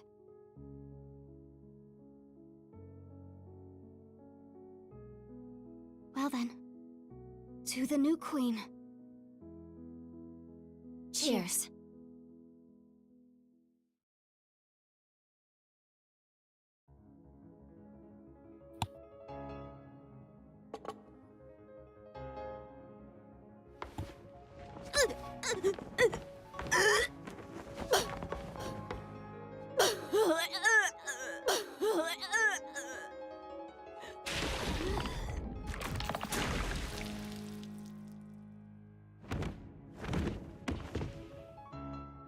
Huh?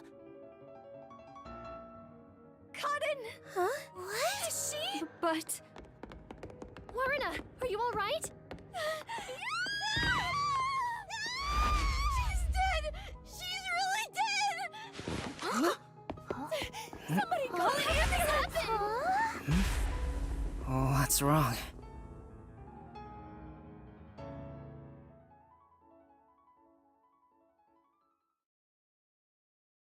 I remember being very shocked during that scene. I'm like, oh. I'm not. Because she was one of the suspects. Yeah. What do I do? What do I do? I mean, like, I'm not... I need to make this clear. I am not invalidating your response when you went through this the first time. I am more reflecting on my own response and the logic behind it. Yeah. I mean, I know Chris and I thought that she was just really good until the blood came out. The way they were setting it up, it was pretty obvious that one of them was going to go down. Mm. No, in hindsight, yeah. But I was still under the assumption that we were going to just be investigating. And then this happens. So I was like, oh shit! Here's the thing. There needs to be stakes in order for this to happen. There have been stakes for the last two ones. And we don't have a prime suspect in this. We don't have somebody that we need to, rescue in this one yet. So, the fact that they called Kurumi backstage just before this happened. Yeah. The fact that they called her backstage just before this happened made me think that in the entire time, I'm like, okay, she's gonna die because we're not seeing her. She's gonna be away. She's gonna be dead, like behind the curtain or something after this performance. Yeah, no, it's gonna be like Phantom style. Thought, yeah. No, I also thought that she was gonna wind up dead after this, which is why I was surprised that it was Karin. The thing is, also, yeah. But also, I was like, did she go backstage to admit this? Okay, that's fair. Yeah, I also thought about that. I mean, obviously, I had made that comment. I'm just like, oh yeah, she's gonna die. But the more that they set this up, and especially when they did the poison chalices, which is such a classic. That is such a classic fucking trope. I knew that one of them was going to go down because it's an easy setup. It's an easy way to get rid of somebody else. I have some notes.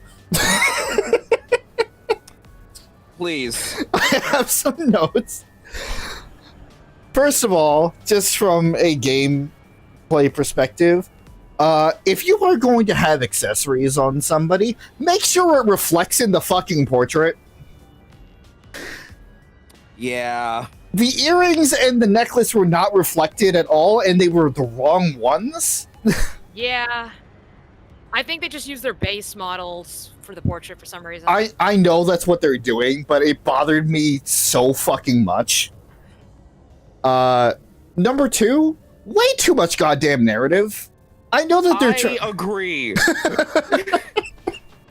Like, even okay, so when I went through this on my own, and I'll let you finish. I didn't mean to interrupt. When I went through this the first time, I zoned out so fucking hard. When I watched Save Data go through this, I zoned out so fucking hard. And even they were like, yeah, there's just a lot of tell don't show. And even when you're going through this, I'm like dozing off halfway through. Like, I'm trying to pay attention, but like, God. I get the story that they're trying to tell, but like, man, just so much talking, not enough showing. You are absolutely correct. Also, I'm having another deja vu dream moment here. Wonderful. But like, my God, so much fucking narrative. I know it's for gameplay purposes. I know it's just to catch us up on everything, but fucking Christ.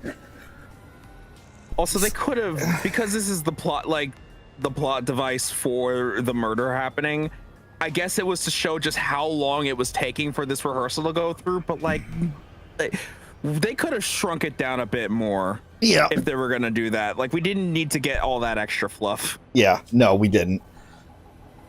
Third, this is just a Fire Emblem plot, right? That's not just me, right? Yeah, it is. Okay. No, very much is. And fourth, and the most egregious out of all of them, is I can't remember what her name is. Hold on, I can go back. I have the fucking. We have the technology. We have technology. Fucking Warrena, girl. Way too much overacting. Way too much overacting. Oh my God. Those hand movements that she did had nothing to do with the performance whatsoever. It did not add anything to it. It was just movement for the sake of movement. Oh my God. Trying to be fucking old Wade over here with his cursed hands. Like. Oh, yes, this is what I wanted. Yes. Yes, the criticizing. Yeah, because it was a lot. Like, there was a lot of fucking hand movements there. And also, fucking cheat out. Don't face each other. Cheat the fuck out. Yeah. I don't want to see the side of your. I don't want to see your fucking profile. Especially during the sword, like the fucking standoff scene. No. Yeah, they could have cheated the camera a little bit better there, especially when you're always taught to always face the audience. At least if it's not straight on, it's at least 3/4 as best as you can, and never turn your back towards them. Oh my God. I mean, like, I'll give again during the cup spin, it was especially egregious. Mm-hmm. I mean, the cups one I can understand. That one I can let slide because it's supposed to be a mystery to the audience as well as everybody else. Yes. But everything else, no. Oh no. Oh my God. Like, I'll give credit where credit's due. Well, first of all, the script was cheesy as all fuck. But they did what they could. I can give them credit in, like, in terms of emotions and the delivery, it was fine. I see what they did. I see the effort that they put into it. But, oh my God, the blocking was so bad. It was also, like, just not a lot happening. Yeah. Like, it was just mostly just them standing around, like, just standing and just talking to each other without much, like, movement towards the audience either. Yeah. Like you have an entire fucking stage and you decide to just stay fucking, let's see if I can remember my stage directions. Like upstage center.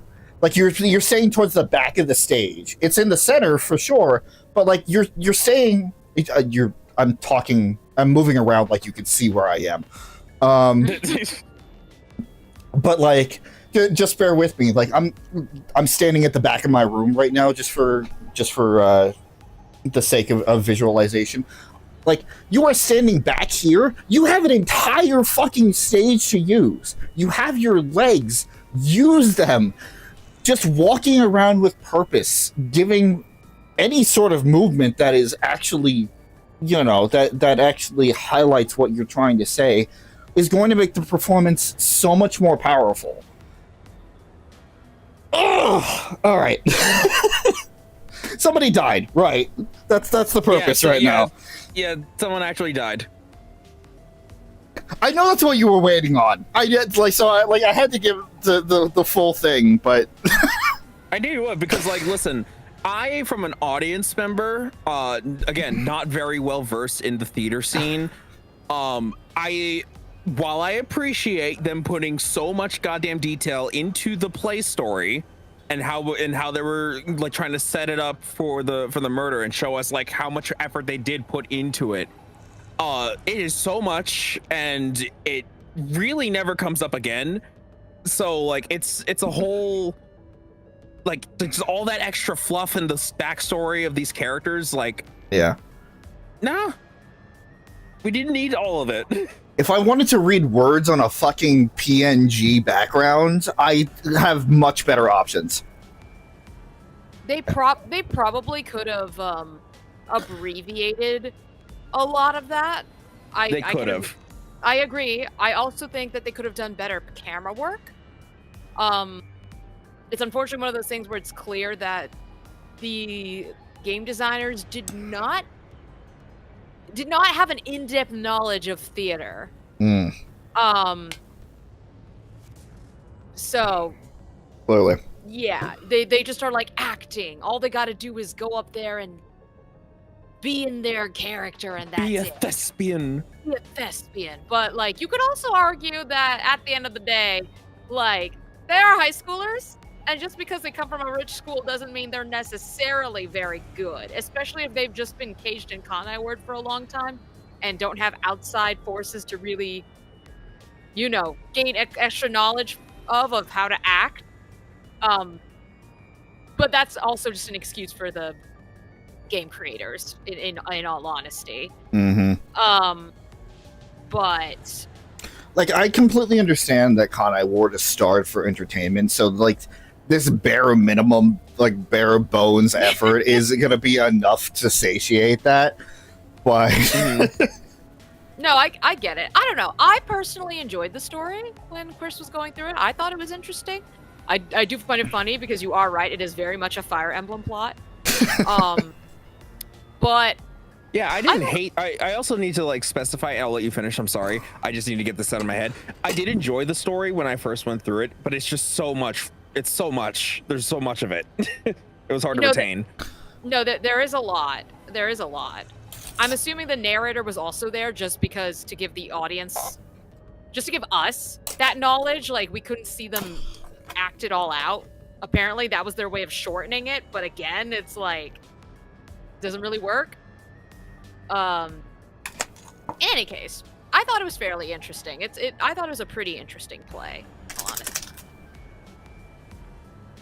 and that's completely fine. Your perspective on that is just as valid as ours. Just we're coming from completely different places too. Yeah. I thought the story was compelling enough. That's why Chris knew exactly what was going to happen as soon as we got a moment here, because I was not going to let that shit slide.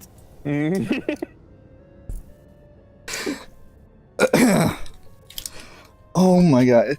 As soon as she died, I'm just yes, I can stand up. I already started pacing before I started saying my thoughts. Okay. All right. Oh my god. Hmm? Sorry, no, I'm just reacting to something very separately right now. I'm sorry, I will tell you about it later. All right. This is so dumb.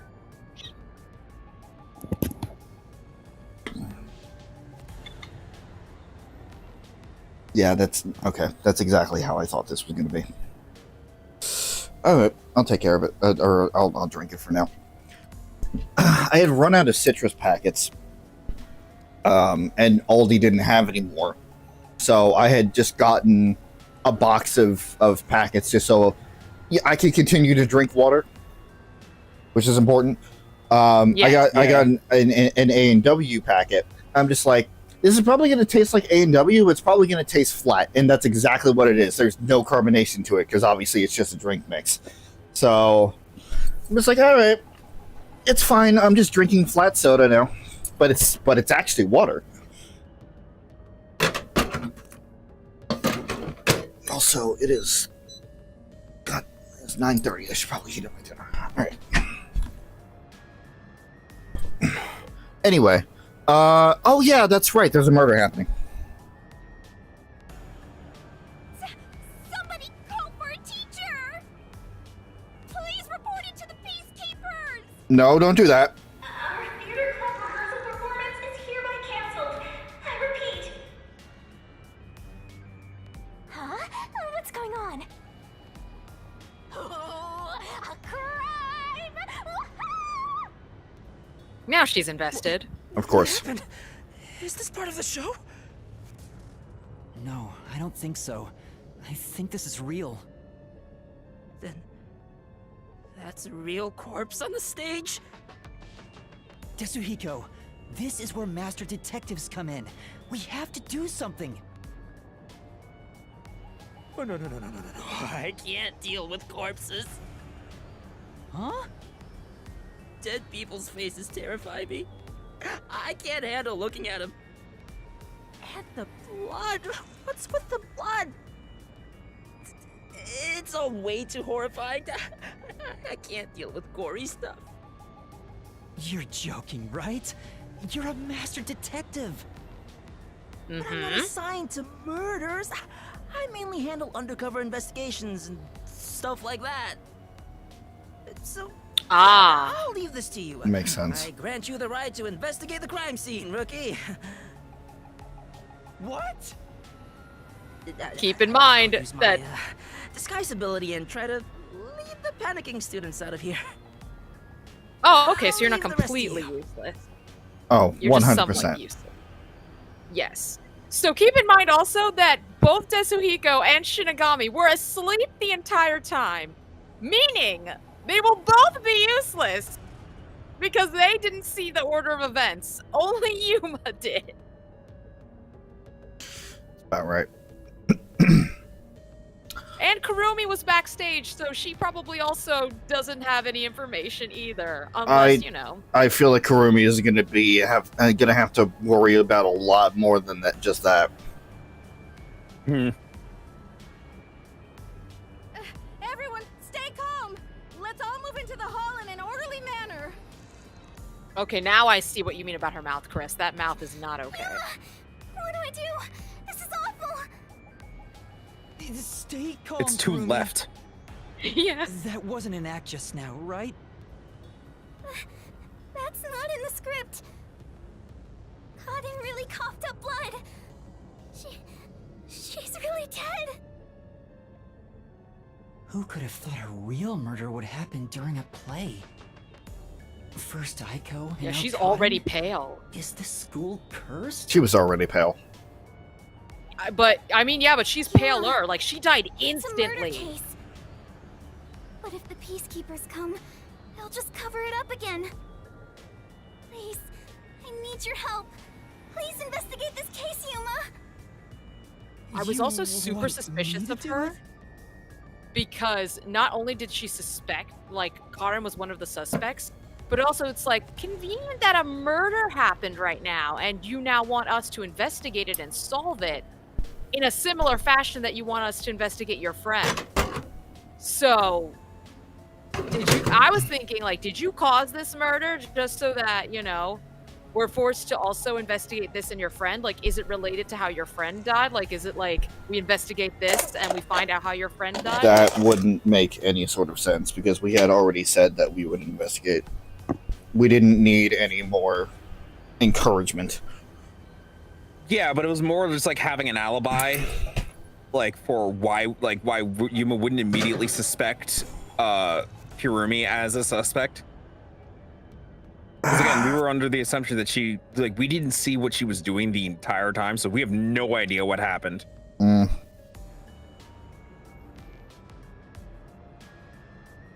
All right.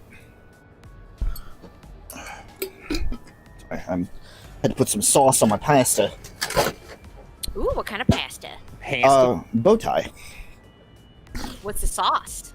It's just garlic and herb tomato sauce.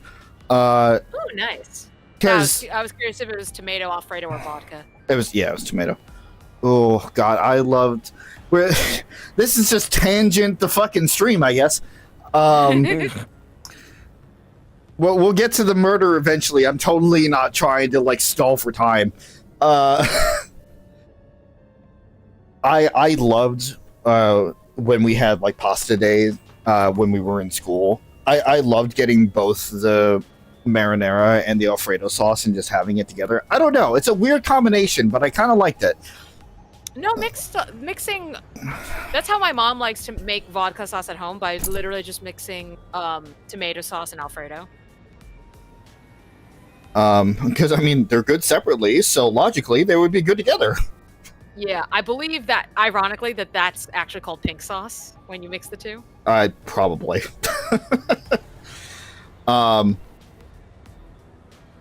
Murder, right? Murder, she wrote. Got it. You're just doing what she says again? Wow, if you want to get on the flat-chested Uggo's good side that badly. Hey, you also want to peek at the crime scene for your own reasons. Busted. Shut your mouth. It'll be trouble when the peacekeepers arrive. Let's search the crime scene before. Man, doesn't this situation seem familiar? What? All right. So obviously poisoned. There's no other explanation for that. She could have just had a really bad heart attack due to stage fright. What are you talking A really about? bad heart attack? Blood comes out your mouth? That's a bad heart attack. I mean, yeah, that's a pretty bad heart attack. All right. Here we go. Investigation. Startle. I'm not sure if it will help, but can I tell you what I saw? Absolutely. Yes. Oh, you did see stuff. During the performance, I was doing odd jobs in the wings. Aside from the theater club members, there wasn't anyone wandering about like an outsider. I mean, other than when Desuhiko jumped in right at the beginning of the play. Oh, yeah. Sorry about that. Well, that's Somebody's part got to of the apologize for him. investigation, right? You can't see everyone from the stage after all. Is Isn't this- that why he went up there? So he could memorize all the faces that were there? Oh, yeah, totally. Sure. Right. Yeah. I think he just wanted attention. But setting that aside, since she didn't see any outsiders, the only persons of interest are those within the theater club. I'll keep that in mind while Just taking like a look before. around. I've done a few investigations already. I should be able to handle this now.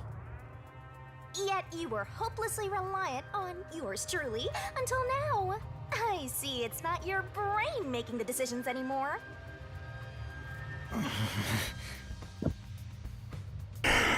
It was never his brain, it was his heart. The body is Yeah, totally. completely motionless. Something was pumping blood. I can immediately tell she's dead. Though she displayed many Also, I don't think that's how expressions she while fell originally. Her face is frozen in death in the end. Yes. Oh no, wait. it was. Oh no, it is from the back. Because when we saw This her, isn't an I was act. yeah, She it's was flipped. struck by an No, abrupt it's fine. and unscripted Right. death. Was it poison? That's most likely the case. There are no external injuries, and given the circumstances, she must have ingested poison. This will be tough to solve if that's the case. I know nothing about poison. What we know is fast acting. Oh, very. Like extremely fast, like almost immediate.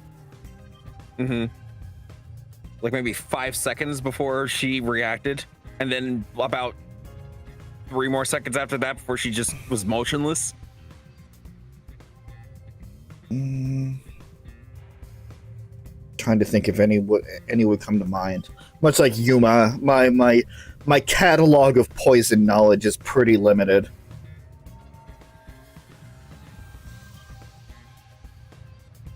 Is cyanide fast acting?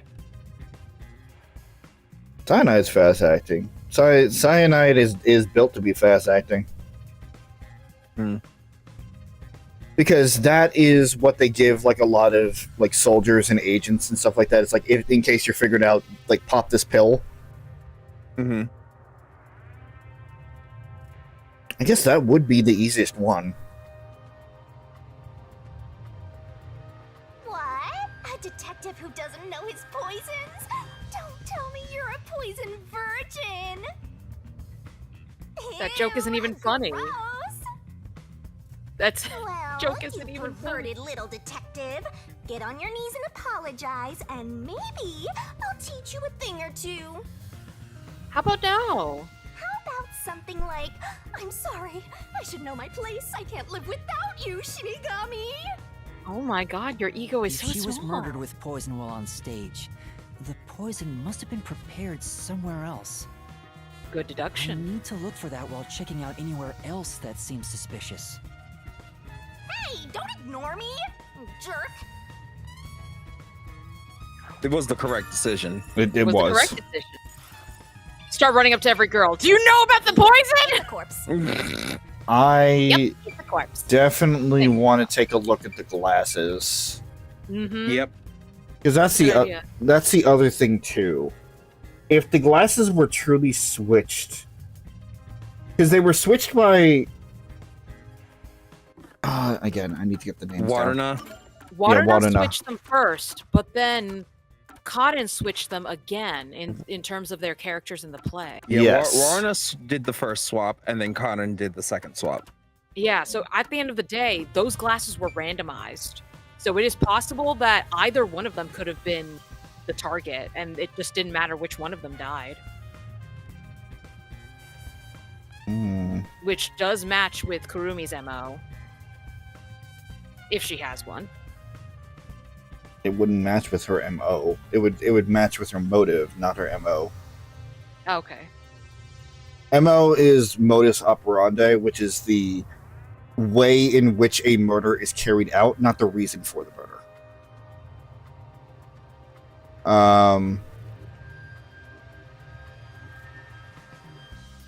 See, it could be like that. Because I know that, especially in ancient times, when usually royalty would have like a food tester or something like that, because obviously poison would be the easiest way to kill somebody that high up. And the way that they would get around it would be to ingest little bits of poison on the regular to become almost immune to it. So it could be a situation where both glasses were poisoned, but Waruna had prepped beforehand so she wouldn't be affected by whatever was in the glass.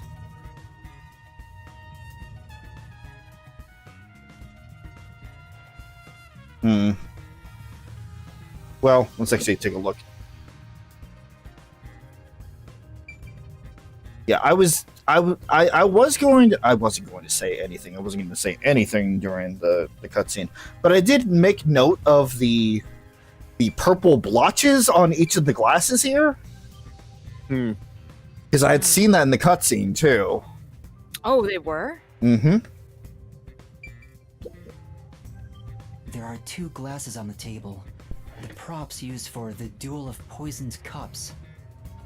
I think this glass was supposed to be stored upside down on the shelf in the back. Mm-hmm. Cotton was the victim, but she's also the one who set it on the table. Maybe poison was already applied to the glass beforehand. Hey, do you know who prepared these glasses? Oh, it's the girls on prop duty. The freshmen are handling them this time. Do you know where this glass was before it was placed on stage? Props are kept in the theater club storage. This glass should have been in there too.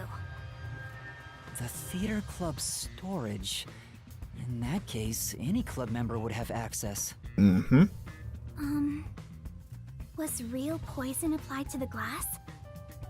I just thought it could be possible. But there's the risk of being caught by applying the poison after it was moved to the set. If poison was applied, it would have been before being brought to the set.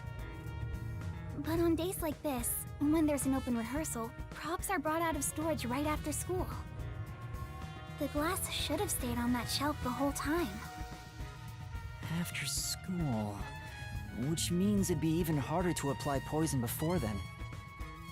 Yes. At the very least, the props in the set were fully prepared at least 1 hour before the performance. Okay. There's lunch period, where it seems that everybody has full reign. It could have been applied then, or it could have been applied the night beforehand by whoever put the stuff away, and was just kind of set like a ticking time bomb.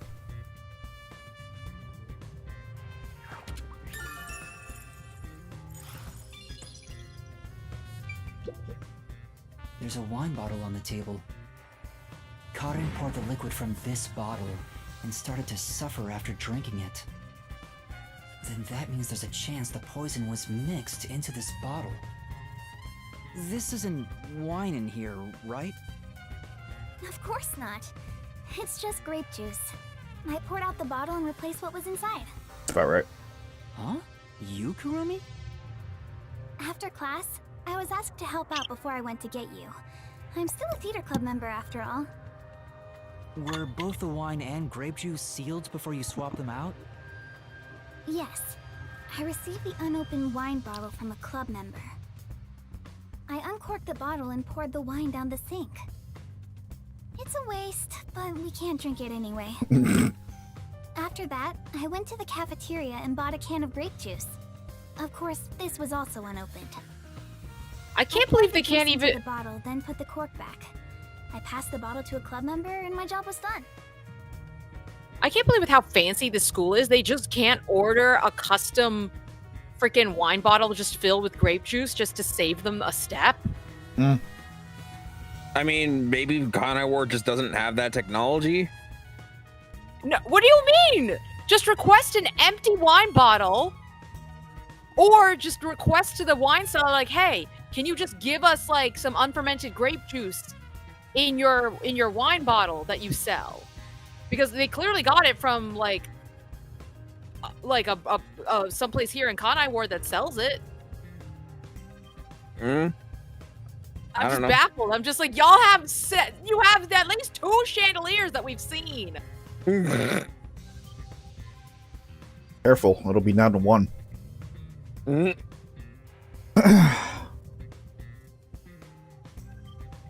Okay.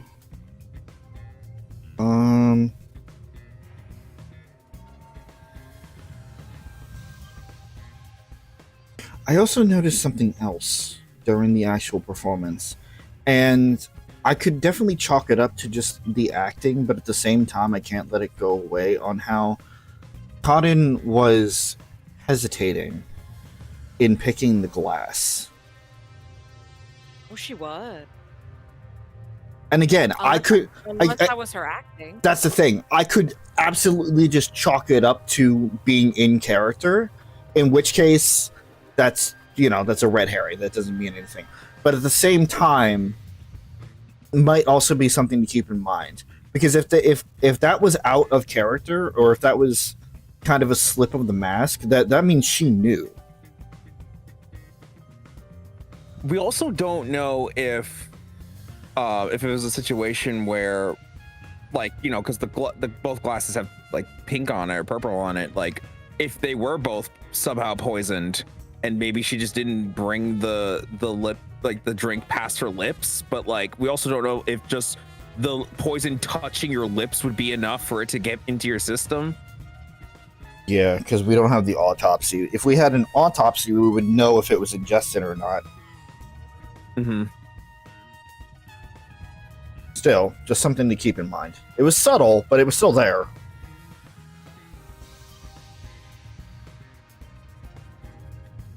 And that's the thing too, because look at it. The glasses are marked the same way as well. Because at the end of the day, with something like this, especially when it comes to props, usually there are markings to know, like, okay, this actor drinks from this one, this actor drinks from this one, or picks this one, or even just like with stage props, it's like they're like tape, like there's glow in the dark tape on the floor to know where the props go. Everything is made sure to, everything is set up to make sure that nobody is confused on what goes where and what goes to who. But if they are both marked like this, she may not have known which one to grab. Probably. Interesting. That bottle was then placed with the glasses on the shelf before the performance. I see. With so many people around, poison couldn't be added to the bottle after it was placed on stage. If poison was mixed in, it'd be before it was brought on stage.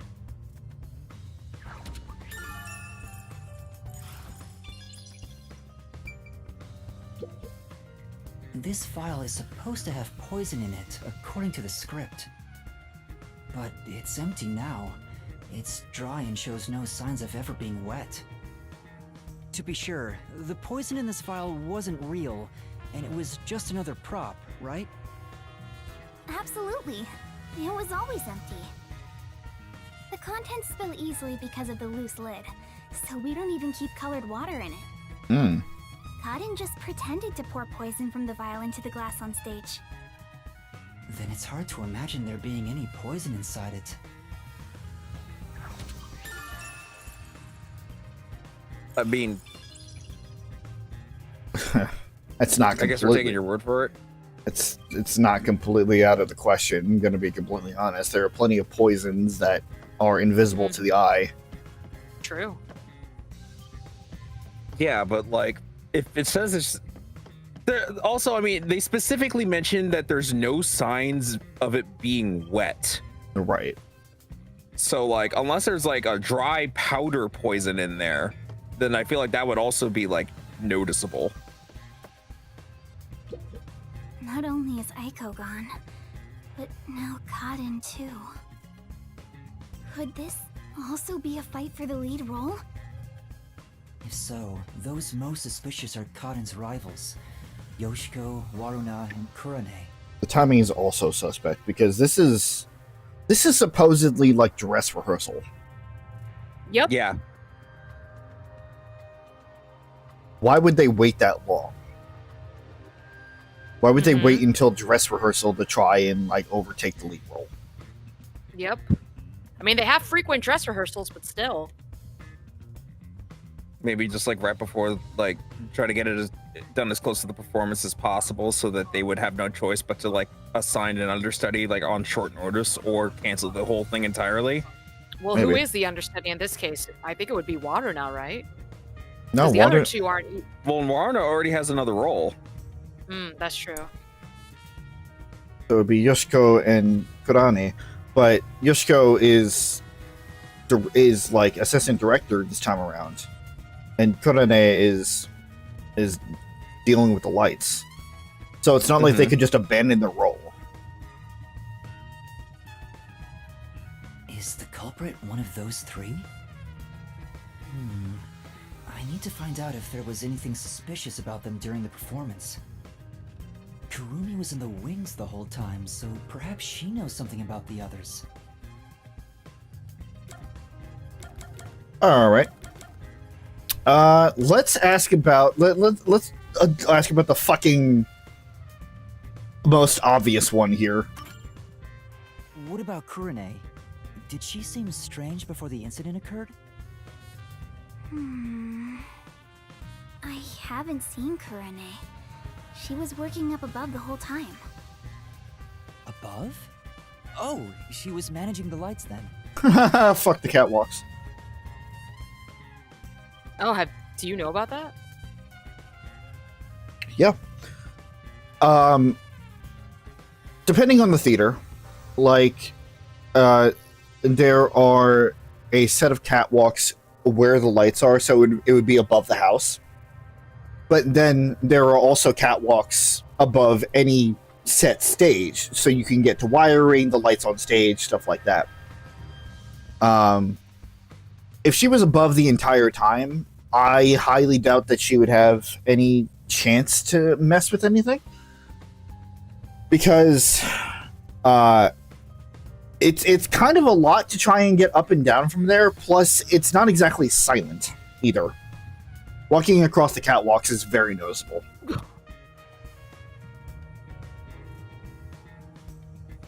No, when I say fuck the catwalks is because it is super fucking high and I hate it. Yep. I haven't been on a catwalk personally, but like I've been up ladders at my old FedEx job, and I think it's roughly the same height wise when I've had to go up there, and I don't know. No. Yeah, nope. There's a catwalk above to adjust the lights, and that's where Kurane was supposed to be. So I didn't see her in the wings. There's another girl handling the lights, so it would be helpful to speak to her.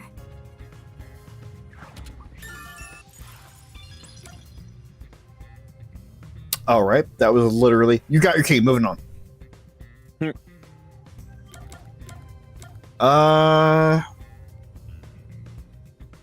Alright, yeah, let's talk about Cotton. Before the performance, did you notice anything off about Cotton? Well, I think she was more on edge than usual. She yelled at underclassmen who were late in preparing for the show. She also paced around restlessly. That's not just today. She's been that way since Eiko's death. Maybe the whole battle for the lead role had stressed her out. But since she was murdered after Eiko, she should be considered another victim, right? Not necessarily. I mean, yes. In one regard, yes. But that doesn't necessarily write her off of the list of suspects either. If she knew someone was out to get her, then it's not strange for her to be mentally unstable. Alright. That explains her expression when we first saw her. Kurumi, did you notice anything suspicious about Waruna while you were watching from the To be windows? fair, also Kurumi finds them all suspicious and has something negative to say about each of them. Like she's not very unbiased. Well, that's true. Especially because we are getting these as keys, I am more I am more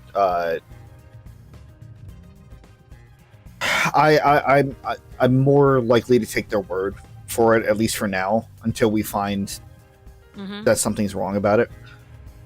Like, obviously, if we talk to her and like it doesn't become a key, then it's a little bit more suspect. But because it's something that we are going to use in the Mystery Labyrinth, I need to take it as fact, at least for right now. Yeah, because whenever you're given a key, that is the information that is going to be used directly to contradict evidence that Mystery Phantoms will use against you. So while that's very fair. While I definitely agree that she 100% has a bias in the way that she's speaking, we have no choice but to trust what she's saying right now.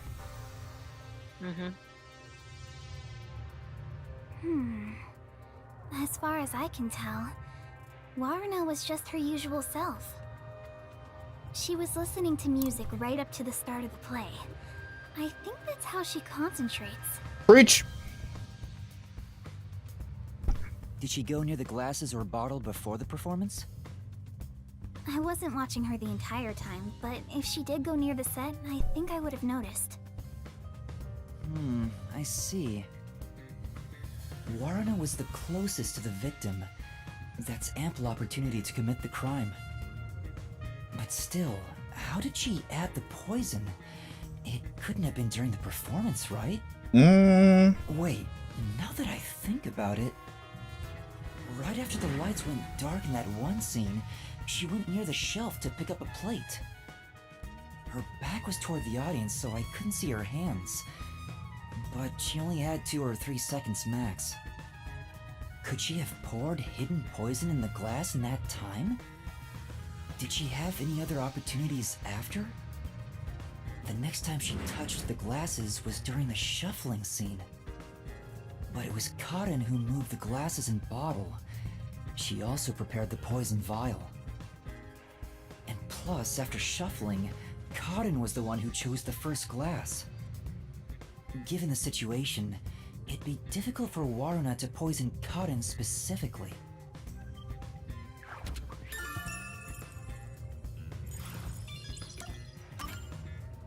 Before the incident occurred, do you know where Yoshiko was and what she was doing?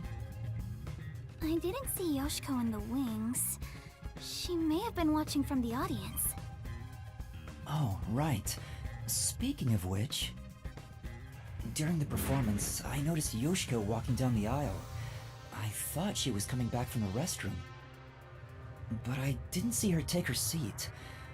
What if she wasn't part of the audience? Where could she have been?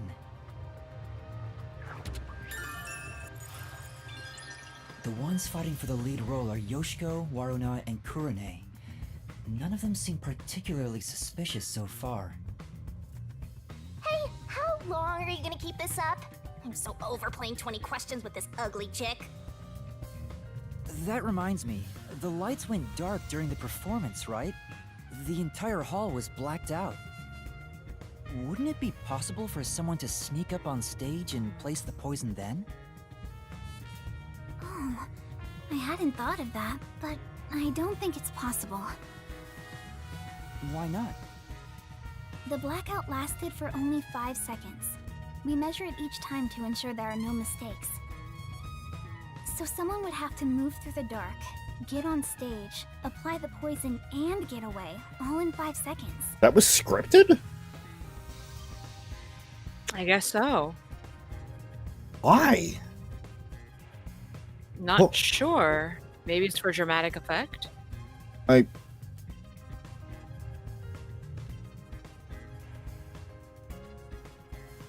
guess. I guess it would be the equivalent of a scene change, if anything. Yeah. That sounds impossible to me. If they were in a hurry, their footsteps would have been heard by everyone too. From the audience, it may be impossible, but what about from the wings? No, there were multiple club members, including me, in the wings at all times. While the lights are out, we are always on standby to support the actors. If someone went on stage, the other members and I would have noticed. I guess it's not possible then. Even an amateur has more logic than you. I guess you're useless without a certain someone. Don't pay any mind, Yuma.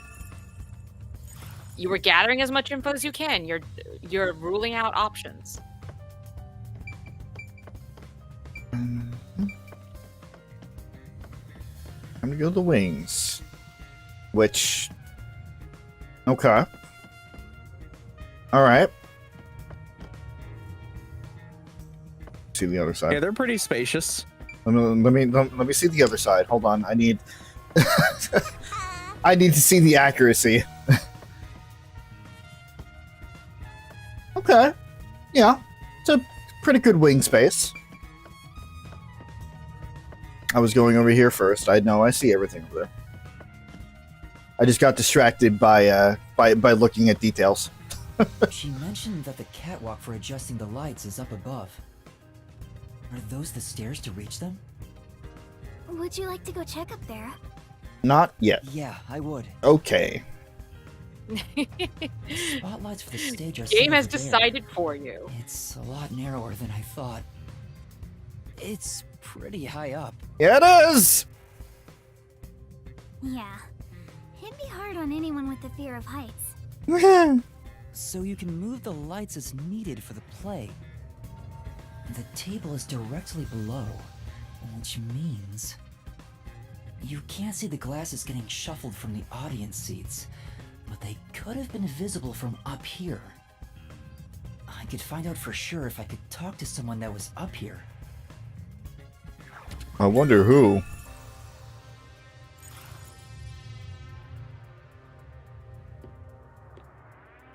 We're done in... Fine. There's no point in going that way. There's no point in listening to you. Damn! This is a fucking spacious backstage. What the fuck? Again, expensive school. I know, but... Places among the gentry, so these don't suit my palate. More donuts for me, then.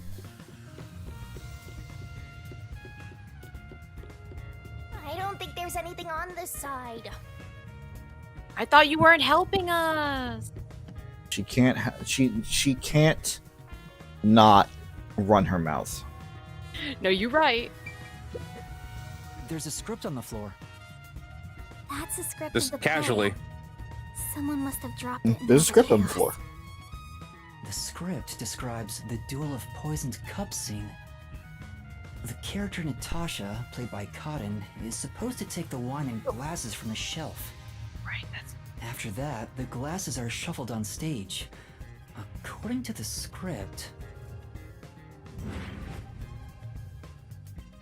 Make sure And the they audience...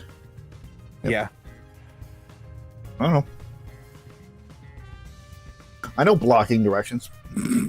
No, I was like, I don't think these are red, so I was just trying to get ahead of it before the auto play just kind of went right through it. Mm-hmm. You're good.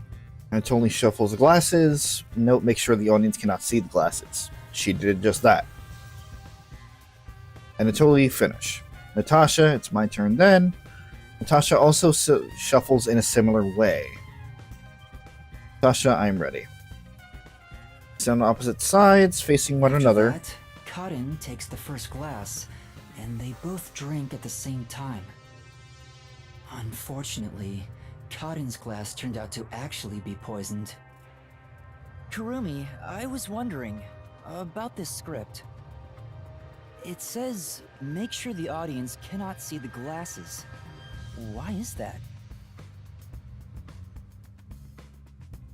It's to make the result feel unpredictable to the audience. If the glasses are visible, no matter how fast they are shuffled, the audience can see which one has the poison.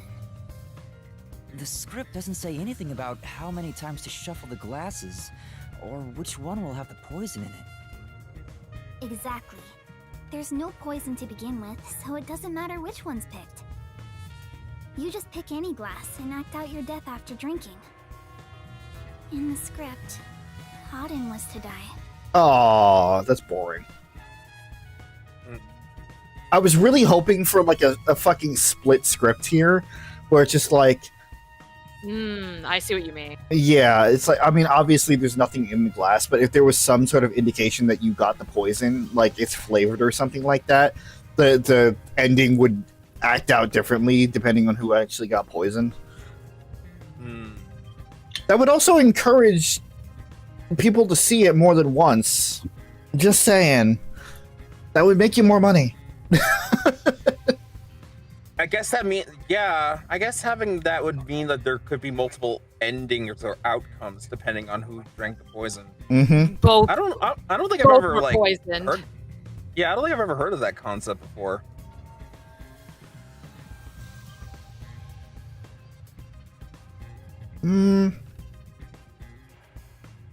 I guess the closest thing to that concept would be, I mean, of course, this isn't, I don't necessarily know how they do it in the stage play, but in The movie Clue with Tim Curry. How there were like 5 or 6 different endings. Yeah, I do remember that. I do remember that. But I didn't think she'd actually die. I see. Since the instructions aren't precise, both actresses don't know the results from shuffling either.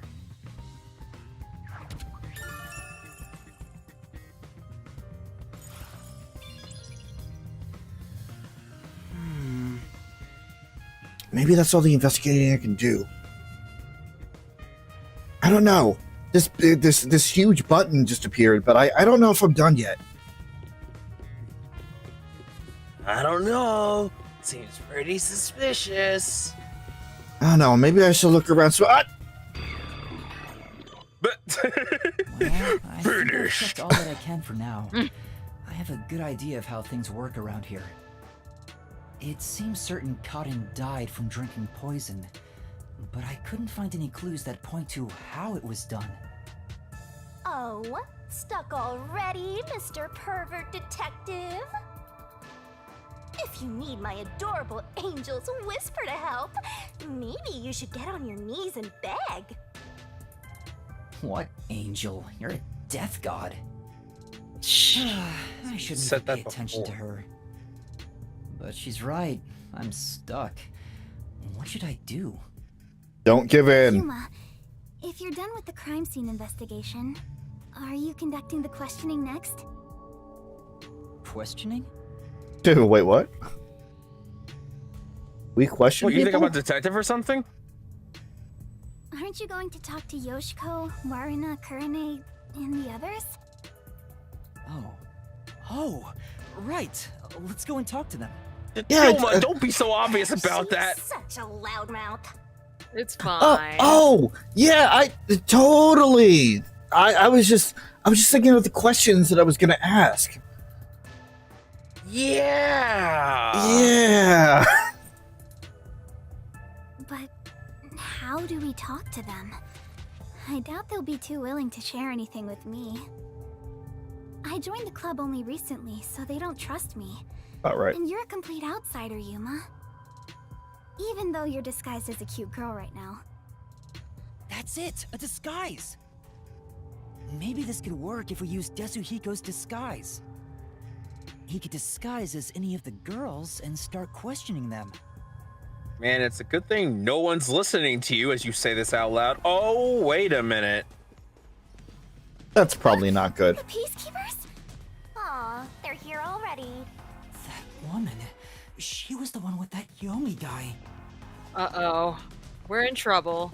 We certainly are. Bye, Kurumi. I am the Amaterasu Peacekeepers Vice Director, the trusted right hand, showered with love by Director Yomi himself. Don't want to know about that. Yup. Martina Electro. We already had a Goodness splash me, screen intro You've surely before. done something reckless this time around. What do we do? Whoops. Looks like she found out you snuck into a girls' school. I think this deserves the death penalty, don't you?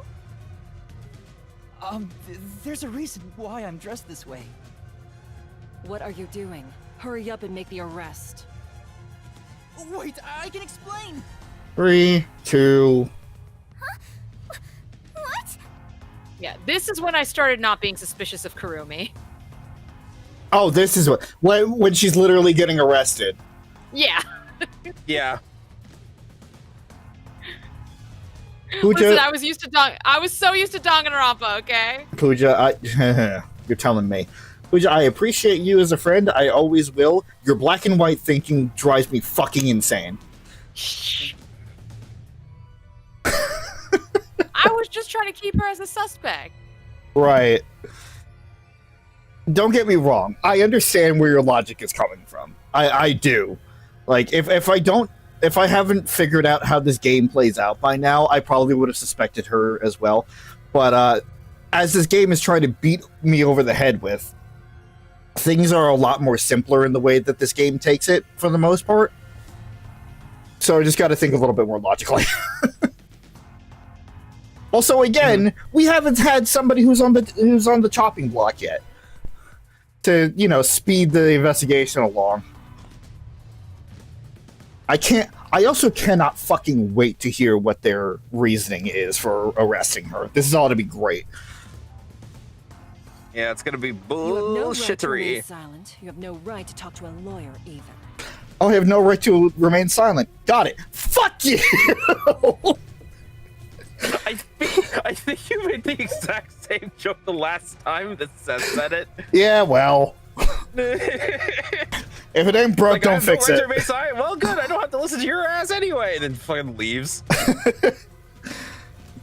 You only possess two rights: confess the truth, and I beg love that song. Amaterasu Corporation for mercy. Take her away. Confess the Truth is a good song. Hey! What's going on? Please, wait!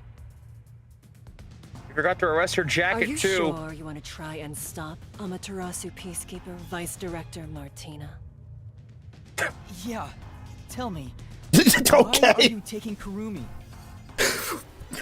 Are you sure you want to stop me? Yes! Oh. Are you stupid? Yes!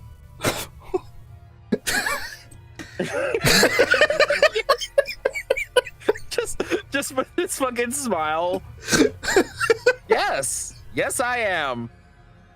This feels like a Phineas and Ferb bit. What's that? Huh? What's that?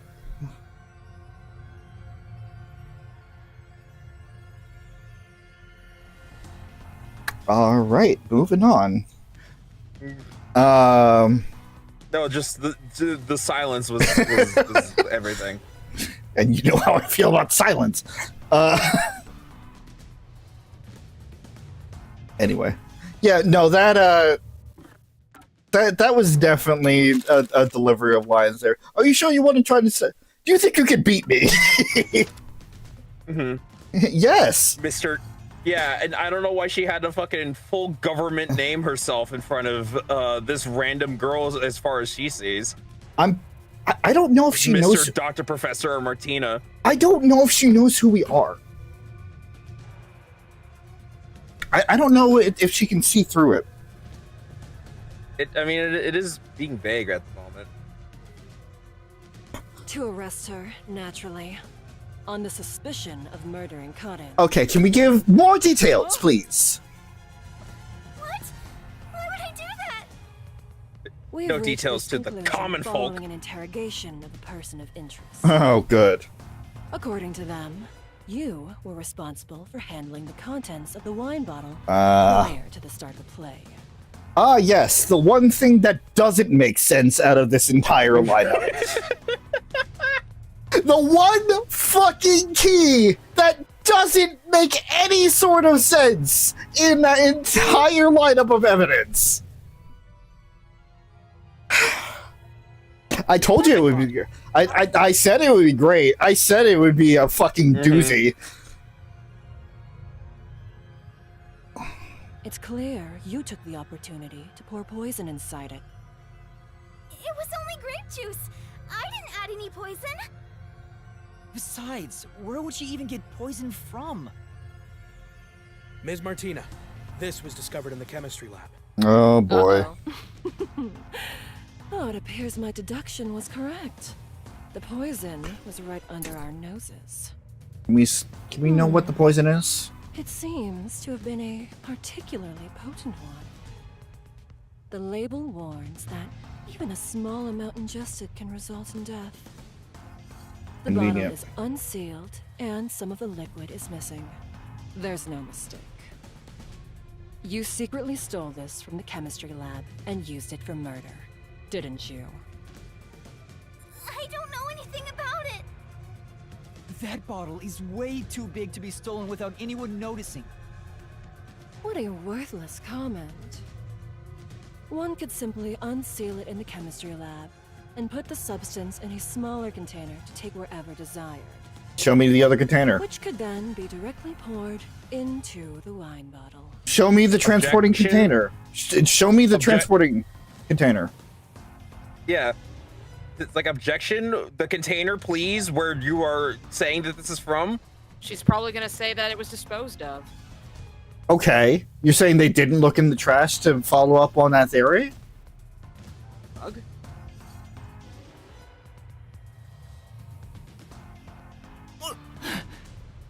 Yuma, don't back down that easily. You better have some logic. Don't backing you up. fucking back down that easily. This is the last time I'll do this for you. There's a warning on the bottle.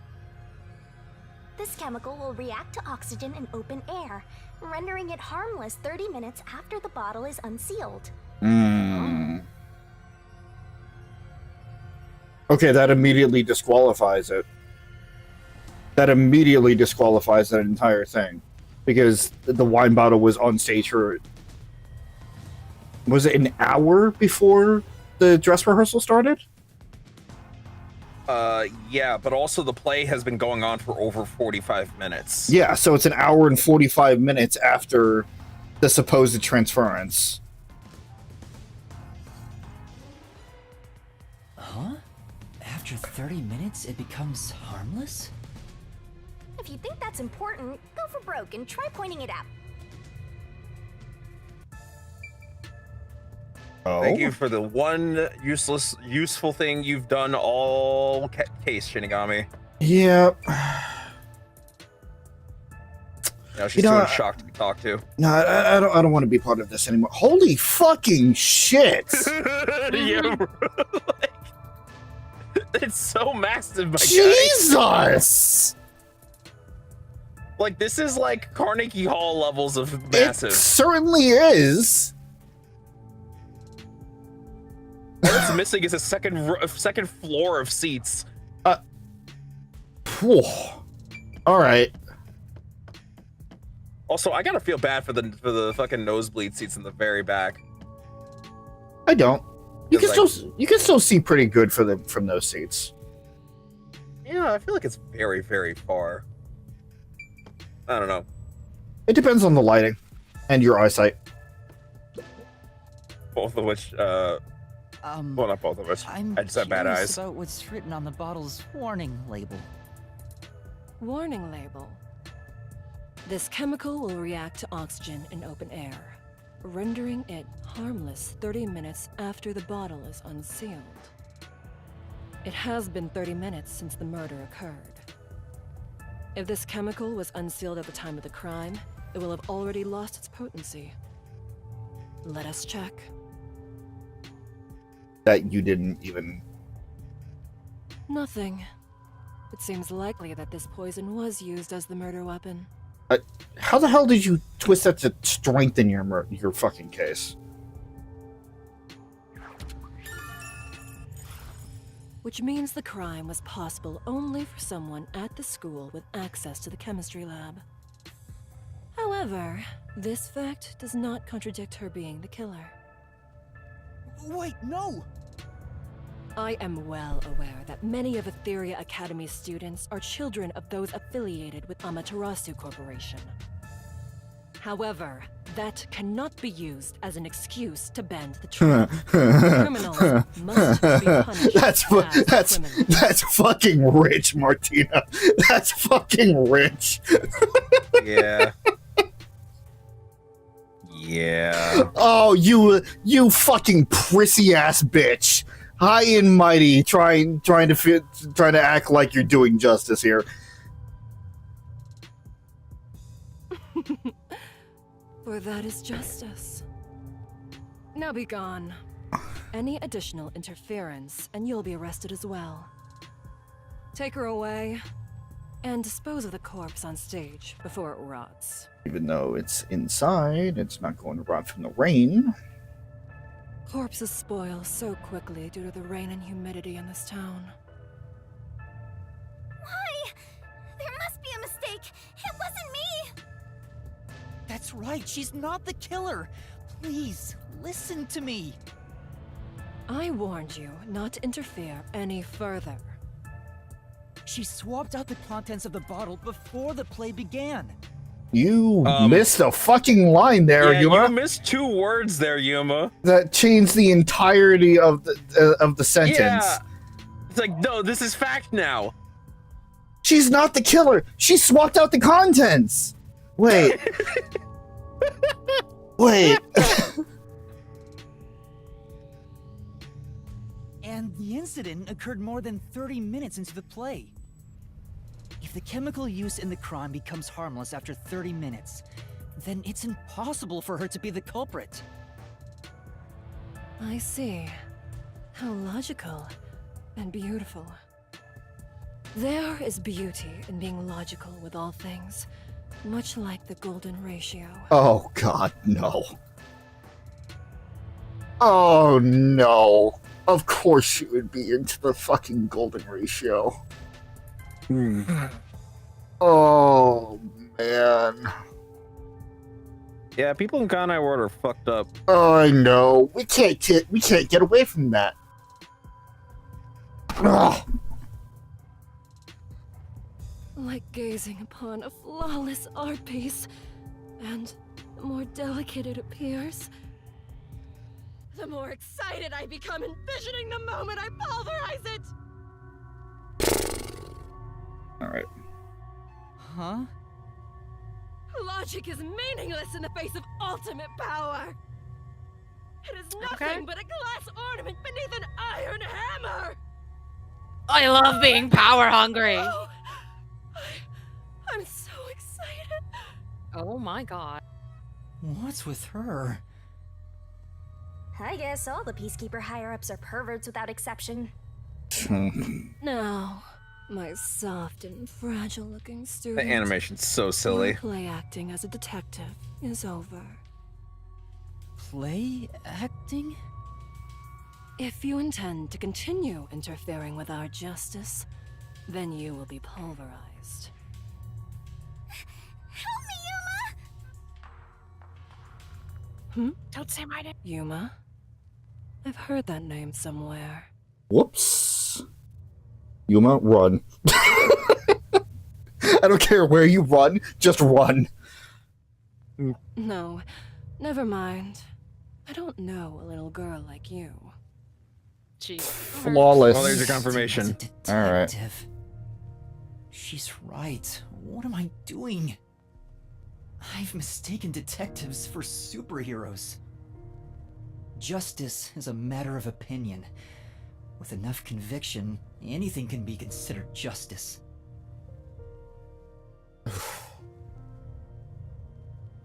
I wish I could. Man, I wish I had something against that statement, but it's not entirely untrue. We've seen that in Phoenix Wright over and over again as well. Oh yeah. With enough conviction, enough evidence, you can bury the truth of pretty much everything. It's only an assumption, completely worthless and completely powerless.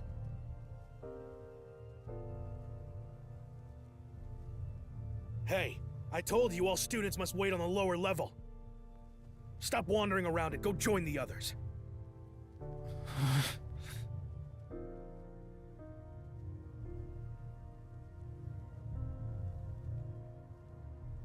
Kurumi was taken away. What should I do? Do I just walk away as if nothing happened? No, I can't do that. Kurumi believed in me. She said that detectives are heroes. I'm no hero, but I'm the only one who can save her right now. I have to do something. The truth is still hidden. To discover the truth behind this case, and to find out who the real killer is, I need Desuhiko's help. I need his disguise ability to get information from the club members. Oh man. Kind of. It really sucks that his faith is shaken like that. Yeah. I don't know about you. I think honestly now would be a good place to stop. I was afraid you would say that. Yeah, because talking to Desuhiko is going to lead a lot into the rest of the investigation, and it'd be more awkward to stop there. All right. We were just getting into it. I know, but I mean, we at least got into it and got some investigation done. Yeah, I guess. Honestly, well, I wouldn't hold my breath because I've been wrong before, but we could honestly finish the investigation. Well, we will finish the investigation next stream for sure, but we could also get either halfway through the mystery labyrinth or even get through the whole thing of it. Really? It's that short? It's shorter than the last one. I don't. Again, I think we might at least get halfway through if we complete the investigation. But also, we talk a lot, so I could be wrong. That's why I'm kind of cursing out, because it's just like, damn, the fucking tangents today. I just didn't stop. Hey, I had a good time. No, I did too, but it's one of those things where it's just like, I'm actually getting into it. It's like I want to keep continue it, but we're fucking restrained by this fucking stream time limit. Yeah, it's a little unfortunate, but like I didn't know if you wanted to go past until like midnight. No. That would be a better time. No, you're right.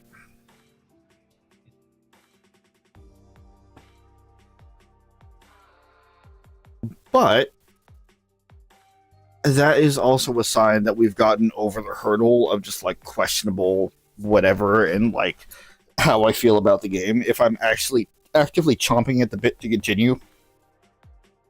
Honestly, yeah. Like it's as wary or wary as you were early. God, I hate that sentence. It does seem that like you're at least invested in what the fuck is going on and what's happening, barring grievances, because there are plenty, and you've made them clear. Very well. I mean, there's also the fact that, as was mentioned before, like this case is a little more personal, and I'm invested a little bit more just due to the subject matter at the very least. Mm-hmm. Also, once again, the introduction of Kurumi, because don't get me wrong, I feel for Boy. I feel for Boy and his father's plight. But like, I think the fact someone you could actually care about. Exactly. Like I feel like the introduction of Kurumi as an active part in this investigation definitely helped get attached a little bit more. Again, I feel like part of it is because she has a goddamn name, for one.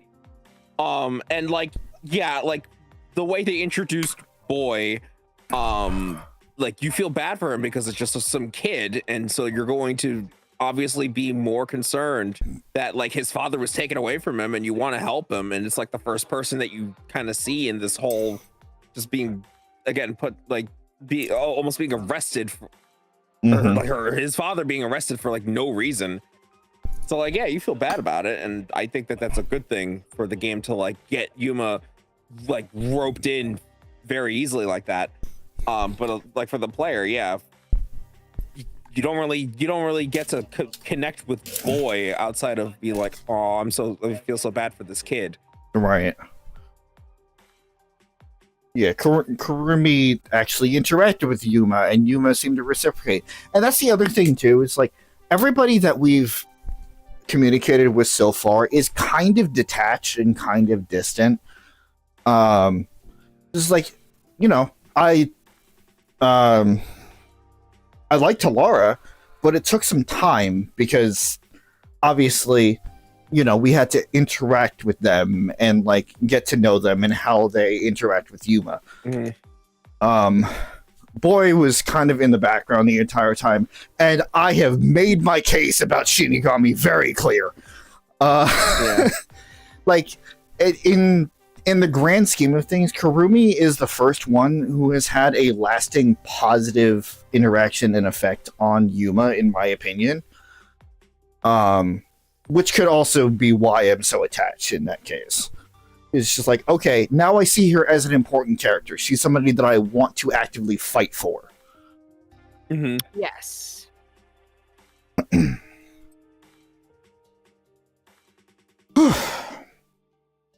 Okay. I should make mention that, of course, life is as life does.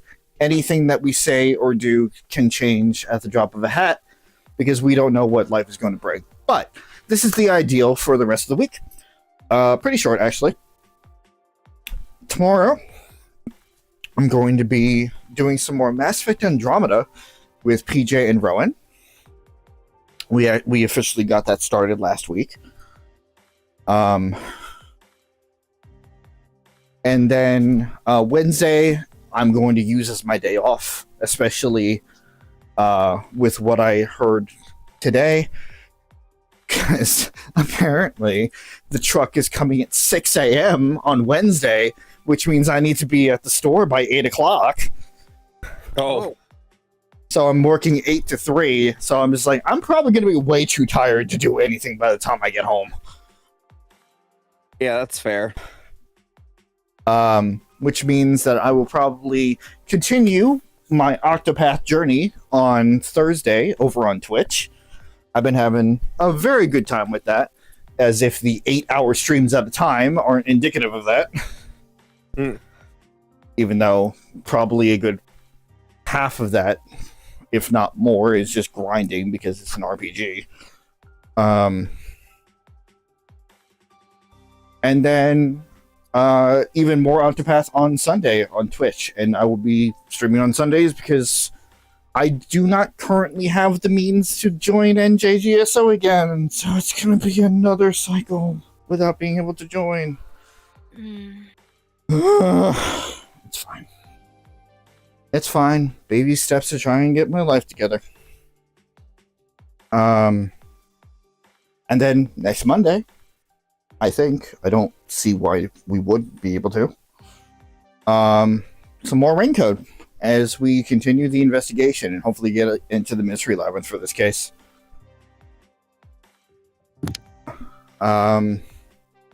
That's really all I have going. I've obviously, in case you guys have missed it, been editing more shorts from these streams, like 1 or 2 per stream, and just kind of put it out there, testing the waters.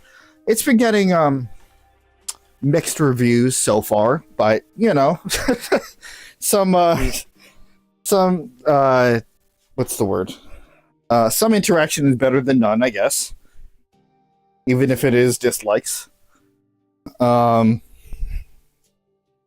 also just trying to figure out what I want to do in terms of those, because shorts, you know, the vertical layout, it's a little bit different.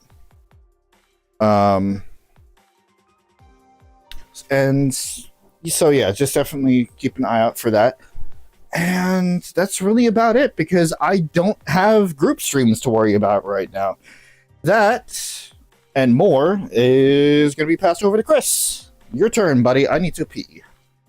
Okay. So, yeah, I've had a bit of a break, but I've also been streaming as like on my usual days that I am able to. So like, you know, every other Wednesday, every Thursday, as far as, you know, nothing is changed about that. And then sometimes on Tuesdays. And you know, again, I try to alert whenever I do a stream, if it's impromptu, if it's late, if it's early. I try to let like you guys know whenever that is happening. I have a new VOD channel that I put an update video on, and that actually has some VODs on it. Well, it currently has the VOD for Is This He Taken. I do have others that I am set to upload coming soon. And then you know, back to the grind of other videos that I'm still currently working on. So, and then Ace Attorney will be back most likely by next month. I would hope so. Scheduling is fun, so we're gonna do our best with that. And also Valkyria Chronicles, I believe we're gonna be doing another stream of that this Wednesday. Either this Wednesday or next Wednesday. I can't remember exactly which. I think it's this Wednesday. But we're very close to the end of the game. Might be 1 or 2 more streams, apparently.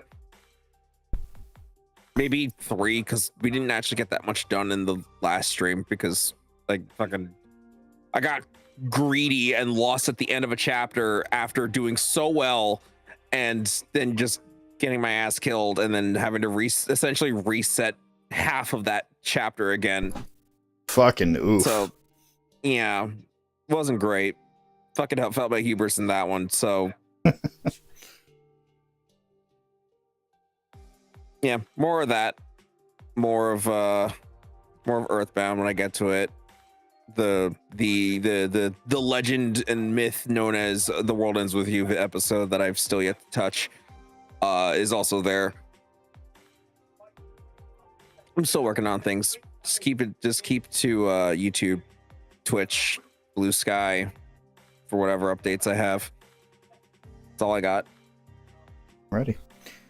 An interesting development on PJ's end, and one for the better. He is not getting back into his own routine yet. The other one, Dragon Age Inquisition, is still on hold for now because scheduling. But last week, I think that was Sunday, I think. It's from what I hear, Deep Rock Galactic is back in the rotation for your multiplayer it was on streams. Thursday. It was on Thursday. Yeah, for your multiplayer streams. And PJ actually wound up streaming it. Made a cover and everything. It was great. I actually don't know how the stream went because I wasn't there because I was streaming myself, but you know, there's actually activity on his channel again. What do you know? So, as long as you guys are playing more Deep Rock Galactic, there's probably going to be some activity in terms of just those streams on his channel for now. Conversely, I, for now, have to stop talking about Rowan's future project because the days that they were going to be streaming are now reserved for something else. They are going to be doing something with their they're going to be doing a D&D session or campaign with their store staff on Sundays, which means that that stream and that idea is going to be pushed back for now. But it's whatever. It's fine. And that is about it. Obviously, we have more links down below that you can check out. More people that are doing content creation, some more active than others. But last, but certainly not least, once again, thank you, Smiley, for joining us on these streams. Yeah, I'm so glad that I get to be part of them. I will say that I think we're done with most of the headaches of this chapter. I think the headaches are going to start getting less now that we're going to be getting to investigating and then eventually the mystery labyrinth.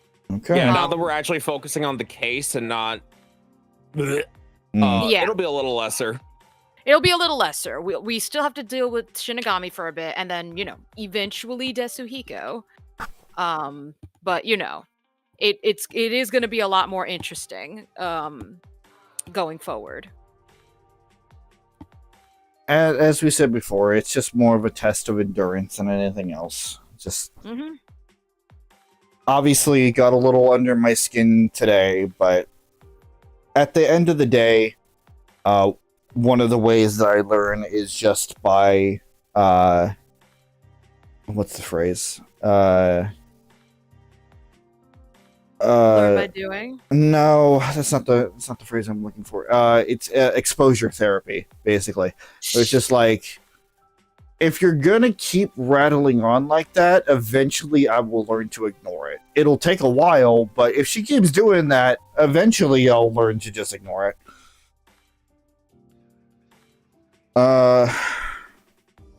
Yeah, and I'm looking forward to next week when we can do more of this, because I want to know how this case was carried out. I am very interested. Because by what we have right now, we don't necessarily have a single suspect. All of the alibis seem pretty airtight, except for maybe the stage manager.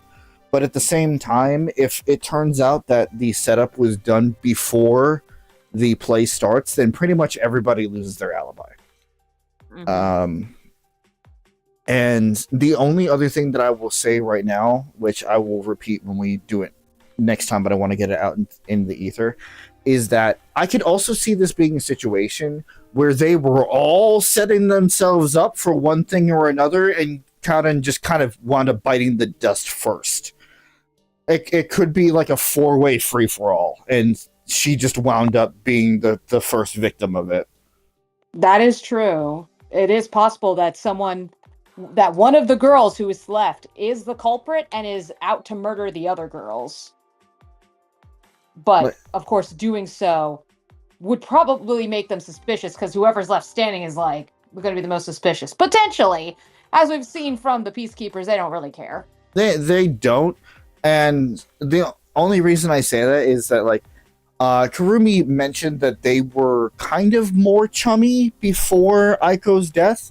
And it's just okay, so there's a chance that they were all in on it in one way or another. And now that Aiko was out of the way, they start turning on themselves until one is left. But I don't have any proof for that. It's just a theory right now. It's a Bobby theory.